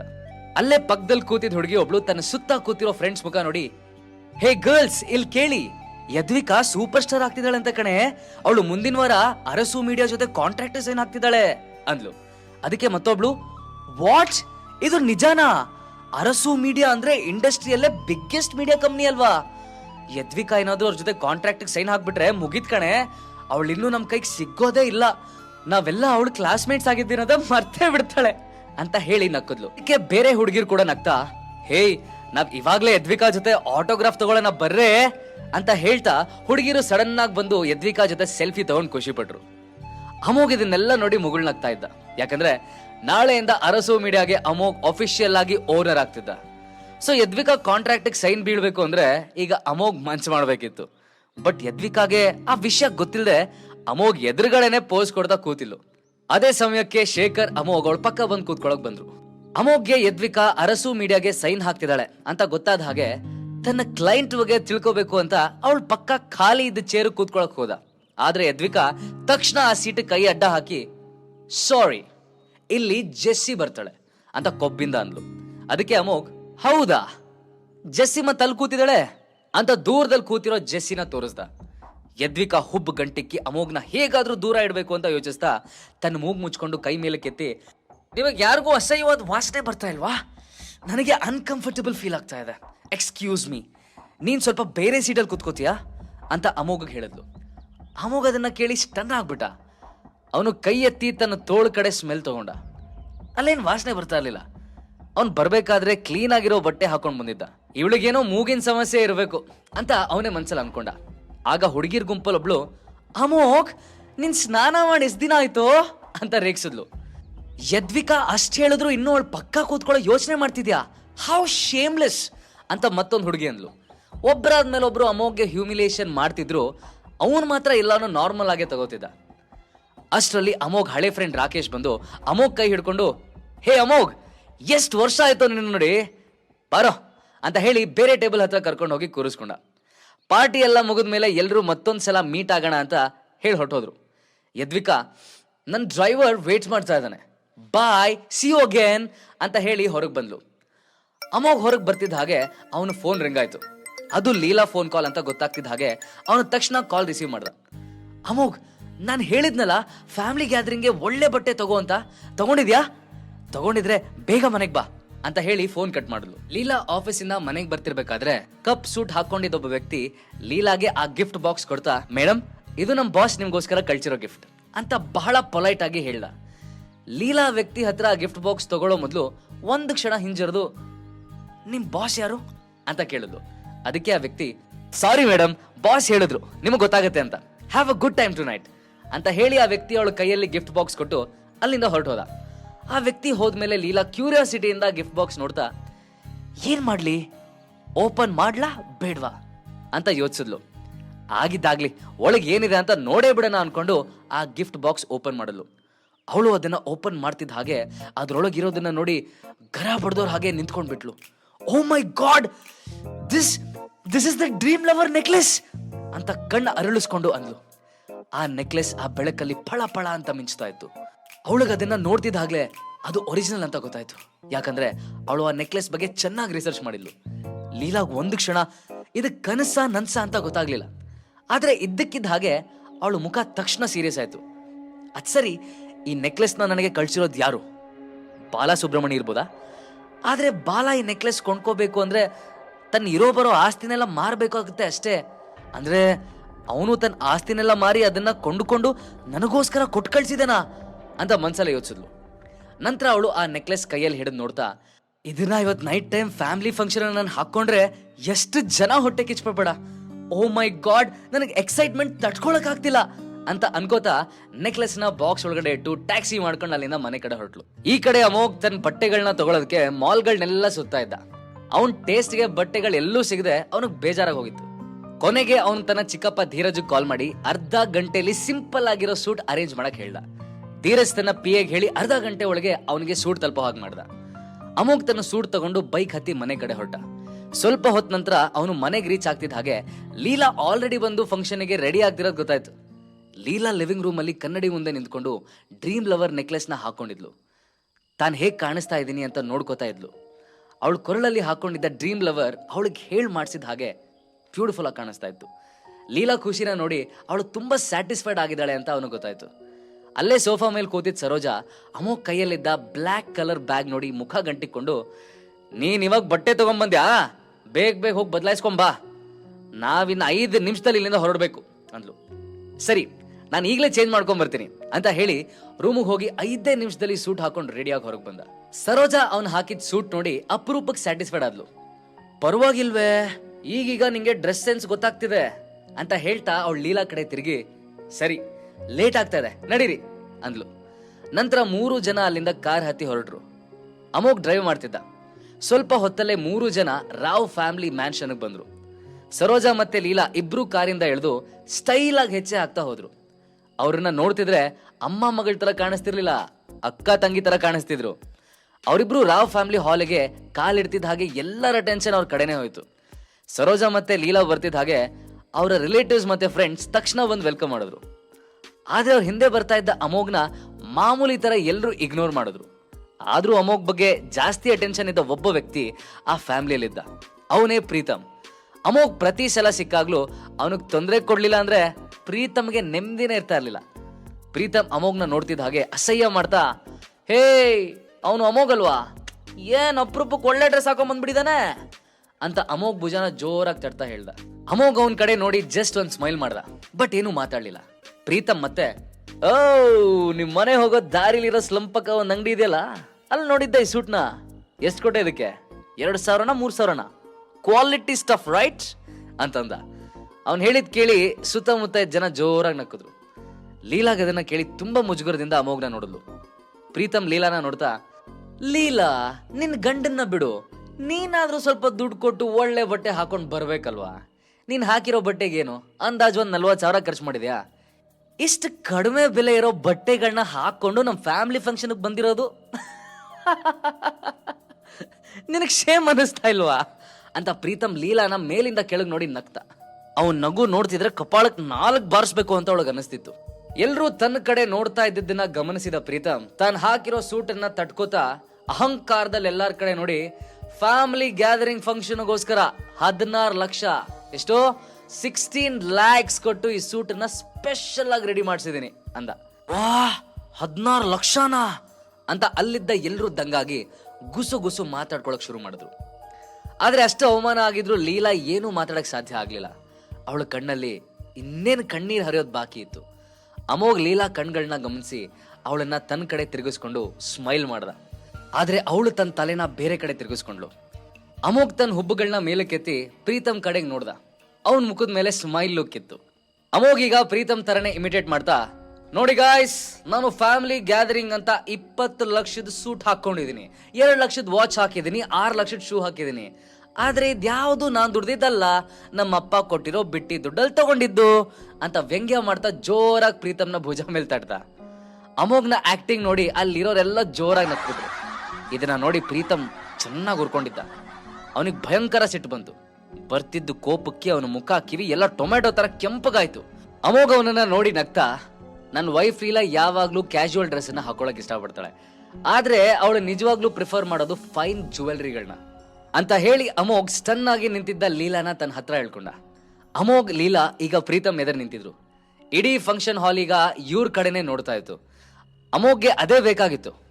ಅಮೋಘ್ ತುಟಿ ಅಂಚಲಿ ನಗ್ತಾ, ನೀನ್ ಲೀಲಾ ಕುತ್ತಿಗೆಯಲ್ಲಿರೋ ಡ್ರೀಮ್ ಲವರ್ ನೆಕ್ಲೆಸ್ ನ ನೋಡಿಲ್ಲ ಅಂತ ಕಾಣುತ್ತೆ, ಇದು ನೀನ್ ಹಾಕಿದಿಲ್ಲ ಈ ಫ್ಯಾನ್ಸಿ ಸೂಟು, ಅದ್ರ 100 ಪಟ್ಟು ಬೆಲೆ ಬಾಳುತ್ತೆ ಅಂತಂದ. ಆ ಗೆಟ್ ಟುಗೆದರ್ಗೆ ಬಂದವರೆಲ್ಲ ಶ್ರೀಮಂತರೇ ಆಗಿದ್ರಿಂದ ಎಲ್ರಿಗೂ ಡ್ರೀಮ್ ಲವರ್ ನೆಕ್ಲೆಸ್ಸಿನ ವ್ಯಾಲ್ಯೂ ಏನು ಅಂತ ಚೆನ್ನಾಗೇ ಗೊತ್ತಿತ್ತು. ಅದರಲ್ಲೂ ಪ್ರಪಂಚದಲ್ಲೇ ಕೇವಲ 10 ಒರಿಜಿನಲ್ ಪೀಸ್ ಅಷ್ಟೇ ಇರೋ ಈ ನೆಕ್ಲೆಸ್ ಎಲ್ಲ ಹುಡುಗಿರಿ ಡ್ರೀಮ್ ಕೂಡ ಆಗಿತ್ತು. ಅಷ್ಟೊಂದು ರೇರ್ ನೆಕ್ಲೆಸ್ ಈಗ ಲೀಲಾ ಕತ್ತಲ್ಲಿರೋದನ್ನ ನೋಡಿ ಅಲ್ಲಿರೋರು ಯಾರಿಗೂ ನಂಬಕ್ಕೆ ಆಗ್ಲಿಲ್ಲ. ಅವರೆಲ್ಲ, ಇದು ನಿಜವಾಗ್ಲೂ ಡ್ರೀಮ್ ಲವರ್ ನೆಕ್ಲೆಸ್ಸಾ? ರಿಯಲಿ? ಲೀಲಾ ಇಷ್ಟು ಕಾಸ್ಟ್ಲಿ ನೆಕ್ಲೆಸ್ ನ ಹಾಕೊಂಡ್ ಬಂದಿದ್ದಾಳ?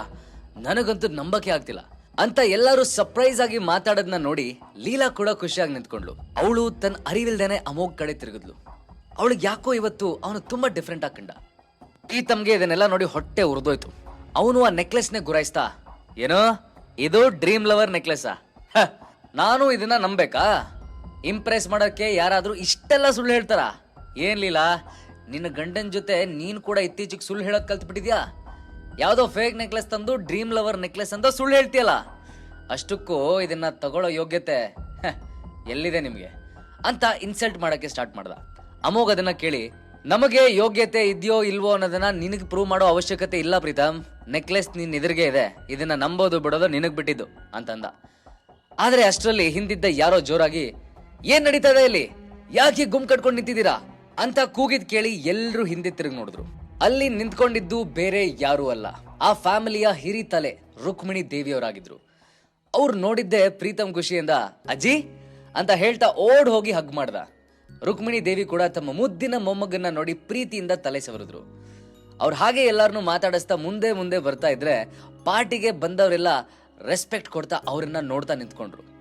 ರುಕ್ಮಿಣಿ ದೇವಿ ಲೀಲಾ ಹತ್ರ ಬಂದಿದ್ದೆ ಅವಳು ತನ್ನ ಅಜ್ಜಿನ ಮಾತಾಡ್ಸಕ್ಕೆ ಅಂತ ಮುಂದೆ ಬಂದ್ಲು. ಆದ್ರೆ ಅಷ್ಟರಲ್ಲಿ ಅವಳು ಪಕ್ಕದಲ್ಲೇ ನಿಂತಿದ್ದ ಅಮೋಘ್ನ ನೋಡಿದ್ದೆ ಅಷ್ಟೊತ್ತು ನಗ್ತಾ ಎಲ್ಲಾರ ಜೊತೆ ಮಾತಾಡ್ತಾ ಬರ್ತಿದ್ದ ರುಕ್ಮಿಣಿ ದೇವಿ ಸಡನ್ ಆಗಿ ಮುಖ ಗಂಟ ಹಾಕೊಂಡು ಲೀಲಾನ ಮಾತಾಡಿಸದೆ ಡೈನಿಂಗ್ ಟೇಬಲ್ ಕಡೆ ಹೋಗ್ಬಿಟ್ರು. ಲೀಲಾಗೆ ಇದರಿಂದ ತುಂಬಾ ಅವಮಾನ ಆದಂಗಾಯ್ತು. ಅಮೋಘಂಗೂ ರುಕ್ಮಿಣಿ ದೇವಿಯವರ ನಡವಳಿಕೆ ಇಷ್ಟ ಆಗದೆ ಇದ್ರು ಅವರು ತನ್ನ ಜೊತೆ ಮೊದ್ಲಿಂದನೂ ಇರೋದು ಹೀಗೆ ಅಲ್ವಾ ಅನ್ನೋದು ನೆನಪಾಗಿ ಅವನು ಸಮಾಧಾನ ಮಾಡ್ಕೊಂಡ. ಹಾಲ್ ನಲ್ಲಿ ಒಂದು ವಿಶಾಲವಾದ ಡೈನಿಂಗ್ ಟೇಬಲ್ ಹಾಕಿ ಅದ್ರ ಮೇಲೆ ರುಚಿ ರುಚಿಯಾದ ಅಡಿಗೆನೆಲ್ಲ ಮಾಡಿ ಜೋಡಿಸಿಟ್ಟಿದ್ರು. ಆಗಷ್ಟೇ ತಂದಿಟ್ಟಿದ್ರಿಂದ ಅದೆಲ್ಲ ಇನ್ನೂ ಬಿಸಿಯಾಗೇ ಇತ್ತು. ಮಧ್ಯಾಹ್ನದಿಂದ ಏನೂ ಸರಿಯಾಗಿ ತಿಂದೆ ಒದ್ದಾಡ್ತಾ ಇದ್ದ ಅಮೋಘಂಗೆ ಈಗ ಡೈನಿಂಗ್ ಟೇಬಲ್ ಮೇಲೆ ಇಷ್ಟೆಲ್ಲ ಅಡಿಗೆ ಇರೋದನ್ನ ನೋಡಿ ಕಂಟ್ರೋಲೇ ಆಗ್ಲಿಲ್ಲ. ಅವನು ಯಾರು ಕೂತ್ಕೊಳ್ಳೋಕು ಕಾಯ್ದೆ ತಾನೇ ಮೊದಲು ಹೋಗಿ ಕೂತು ಬೇಗ ಬೇಗ ತಿನ್ನಕ್ ಶುರು ಮಾಡ್ದ. ಅವನಿಗೆ ಸುತ್ತಲೂ ಲೀಲಾ ಸರೋಜರಿಂದ ಹಿಡಿದು ರುಕ್ಮಿಣಿ ದೇವಿ ತನಕ ಪ್ರತಿಯೊಬ್ರು ತನ್ನನ್ನೇ ಗುರಾಯಿಸ್ಕೊಂಡು ನೋಡ್ತಾ ಇದ್ದಾರೆ ಅಂತ ಚೆನ್ನಾಗೇ ಗೊತ್ತಿತ್ತು. ಆದ್ರೂ ಅವನು ಯಾರಿಗೂ ಕೇರ್ ಮಾಡದೆ ಕೇವಲ ತಿನ್ನೋದ್ರ ಕಡೆ ಕಾನ್ಸಂಟ್ರೇಟ್ ಮಾಡ್ದ. ಈಗ ರುಕ್ಮಿಣಿ ದೇವಿ ಅಲ್ಲೊಂದು ಅನೌನ್ಸ್ಮೆಂಟ್ ಮಾಡಕ್ಕೆ ಸಿದ್ಧಳಾಗಿದ್ಲು. ನಾನು ನಿಮ್ಮೆಲ್ಲರ ಹತ್ರ ಒಂದು ಮುಖ್ಯವಾದ ವಿಷಯ ಮಾತಾಡಬೇಕು. ನಮ್ಮ ಸೋರ್ಸಸ್ ಪ್ರಕಾರ ಅರಸು ಮೀಡಿಯಾ ಸಿಇಒ ಚೇಂಜ್ ಆಗಿದ್ದಾರಂತೆ. ನಾಳೆನೆ ಅಫಿಷಿಯಲ್ ಆಗಿ ಹೊಸ ಸಿಇಒನ ಅನೌನ್ಸ್ ಮಾಡ್ತಾ ಇದ್ದಾರೆ. ಈ ಹೊಸ ಸಿಇಒ ಅರಸು ಫ್ಯಾಮಿಲಿಗೆ ಸೇರಿದ್ದ ಒಬ್ಬ ಹುಡುಗ. ಅಷ್ಟೇ ಅಲ್ಲ, ಇವನು ನಮ್ಮ ಪ್ರೀತು ಏಜವನಂತೆ ಅಂತ ತಮಗೆ ಸಿಕ್ಕಿದ್ದ ಬ್ರೇಕಿಂಗ್ ನ್ಯೂಸ್ ಹೇಳಿದ್ರು. ರುಕ್ಮಿಣಿ ದೇವಿ ಮಾತು ಕೇಳಿ ಅಷ್ಟೊತ್ತು ತಿನ್ನೋದ್ರಲ್ಲೇ ಮುಳುಗೋಗಿದ್ದ ಅಮೋಘ್ ಸ್ಟನ್ ಆದ. ಅವನಿಗೆ ಈ ರುಕ್ಮಿಣಿ ದೇವಿ ಅವ್ರಿಗೆ ಎಷ್ಟು ಫಾಸ್ಟ್ ಆಗಿ ನ್ಯೂಸ್ ಸಿಕ್ಕಿದೆಯಲ್ಲ ಅಂತ ಆಶ್ಚರ್ಯ ಆಯ್ತು. ಅಷ್ಟರಲ್ಲಿ ತಮ್ಮ ಮಾತನ್ನ ಕಂಟಿನ್ಯೂ ಮಾಡಿದ ರುಕ್ಮಿಣಿ ದೇವಿ, ನಿಮಗೆಲ್ಲ ಗೊತ್ತಿರೋ ಹಾಗೆ ನಾವು ತುಂಬಾ ವರ್ಷಗಳಿಂದ ಅರಸು ಮೀಡಿಯಾ ಜೊತೆ ಪಾರ್ಟ್ನರ್ಶಿಪ್ ಮಾಡ್ಕೋಬೇಕು ಅಂತ ಟ್ರೈ ಮಾಡ್ತಾನೆ ಇದೀವಿ. ಆದ್ರೆ ಇಲ್ಲಿ ತನಕ ಅದ್ಯಾವುದು ಸಕ್ಸಸ್ ಆಗಿಲ್ಲ. ಈಗ ಆದ್ರೆ ಸಿಇಒ ಚೇಂಜ್ ಆಗಿರೋದು ನಮ್ಮ ಪಾಲ್ಗೆ ಒಂದು ಗುಡ್ ನ್ಯೂಸ್. ಈ ಸಲ ಹೇಗಾದ್ರೂ ಮಾಡಿ ನಾವು ಅರಸು ಮೀಡಿಯಾ ಜೊತೆ ಪಾರ್ಟ್ನರ್ ಆದ್ರೆ ಸೊಸೈಟಿಲಿ ನಮ್ ವ್ಯಾಲ್ಯೂ ಹೆಚ್ಚಾಗುತ್ತೆ. ಇದು ನಾನ್ ನಿಮಗೆ ಕೊಡ್ತಾ ಇರೋ ಟಾಸ್ಕ್. ಇದನ್ನ ಯಾರು ಕಂಪ್ಲೀಟ್ ಮಾಡ್ತಾರೋ ಅವರಿಗೆ ನನ್ನ ಕಡೆಯಿಂದ ಒಂದು ದೊಡ್ಡ ಗಿಫ್ಟ್ ಸಿಗುತ್ತೆ ಅಂತ ಅಂದ್ರು. ರುಕ್ಮಿಣಿ ದೇವಿ ಅನೌನ್ಸ್ಮೆಂಟ್ ಕೇಳಿ ಎಲ್ಲರೂ ಎಕ್ಸೈಟ್ ಆಗಿ ನಾನ್ ಮಾಡ್ತೀನಿ ಅಂತ ಕೂಗಕ್ಕೆ ಸ್ಟಾರ್ಟ್ ಮಾಡಿದ್ರು. ಆದ್ರೆ ಅವ್ರನ್ನೆಲ್ಲ ಇಗ್ನೋರ್ ಮಾಡಿದ ರುಕ್ಮಿಣಿ ದೇವಿ ತಮ್ಮ ಪಕ್ಕದಲ್ಲಿ ಕೂತಿದ್ದ ಪ್ರೀತಮ್ ಕಡೆ ತಿರುಗಿ, ಪ್ರೀತು, ನೀನ್ ನನ್ನ ಮುದ್ದಿನ ಮೊಮ್ಮಗ, ಹೇಳಿದ ಕೆಲ್ಸನ ನೀಟಾಗಿ ಮಾಡ್ತೀಯ. ಹಾಗಾಗಿ ಈ ಟಾಸ್ಕ್ ಅನ್ನ ನಾನು ನಿನಗ್ ಕೊಡ್ತಾ ಇದ್ದೀನಿ. ನನ್ನನ್ನ ಡಿಸಪಾಯಿಂಟ್ ಮಾಡಬೇಡ. ಇದರಲ್ಲಿ ನೀನ್ ಅಟ್ ಎನಿ ಕಾಸ್ಟ್ ಸಕ್ಸಸ್ ಆಗ್ಲೇಬೇಕು ಅಂತ ಹೇಳಿದ್ರು. ಪ್ರೀತಮ್ ಅವ್ರ ಮಾತು ಕೇಳಿ ಉಬ್ಬ್ ಹೋದ. ಅವನು ಸೊಕ್ಕಿನಿಂದ, ಡೋಂಟ್ ವರಿ ಅಜ್ಜಿ, ಇದೆಲ್ಲ ನನಗೆ ವಿಷಯನೇ ಅಲ್ಲ, ನೋಡ್ತಾ ಇರಿ, ನಾನು ಆ ಸಿಇಒನ ಒಪ್ಸಿ ಈ ಡೀಲ್ ಕ್ರ್ಯಾಕ್ ಮಾಡೇ ಮಾಡ್ತೀನಿ, ಐ ಪ್ರಾಮಿಸ್ ಅಂತಂದ.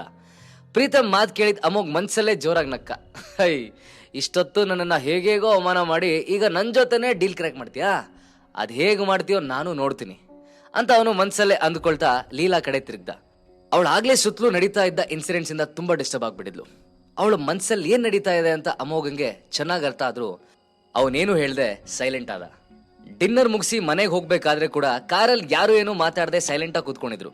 ಅಮೋಘ್ ತನ್ನ ಮುಂದಿನ ನಡೆ ಬಗ್ಗೆ ಯೋಚನೆ ಮಾಡ್ತಾ ಇದ್ರೆ ಲೀಲಾ ಇವತ್ತು ರುಕ್ಮಿಣಿ ದೇವಿ ಹೇಳಿರೋ ಮಾತುಗಳನ್ನ ಮೆಲಕ್ ಹಾಕ್ತಾ ಕೂತ್ಕೊಂಡಿದ್ಲು.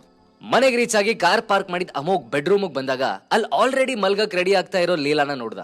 ಅವಳು ಮಲ್ಗಕ್ಕೆ ಅಂತ ಬೆಡ್ ಸರಿ ಮಾಡ್ತಾ ಇದ್ರು ಕೂಡ ಅವಳ ಮನ್ಸು ಇನ್ಯಾವುದೋ ಯೋಚನೆಯಲ್ಲಿ ಇದೆ ಅಂತ ಕ್ಲಿಯರ್ ಆಗಿ ಗೊತ್ತಾಗ್ತಾ ಇತ್ತು.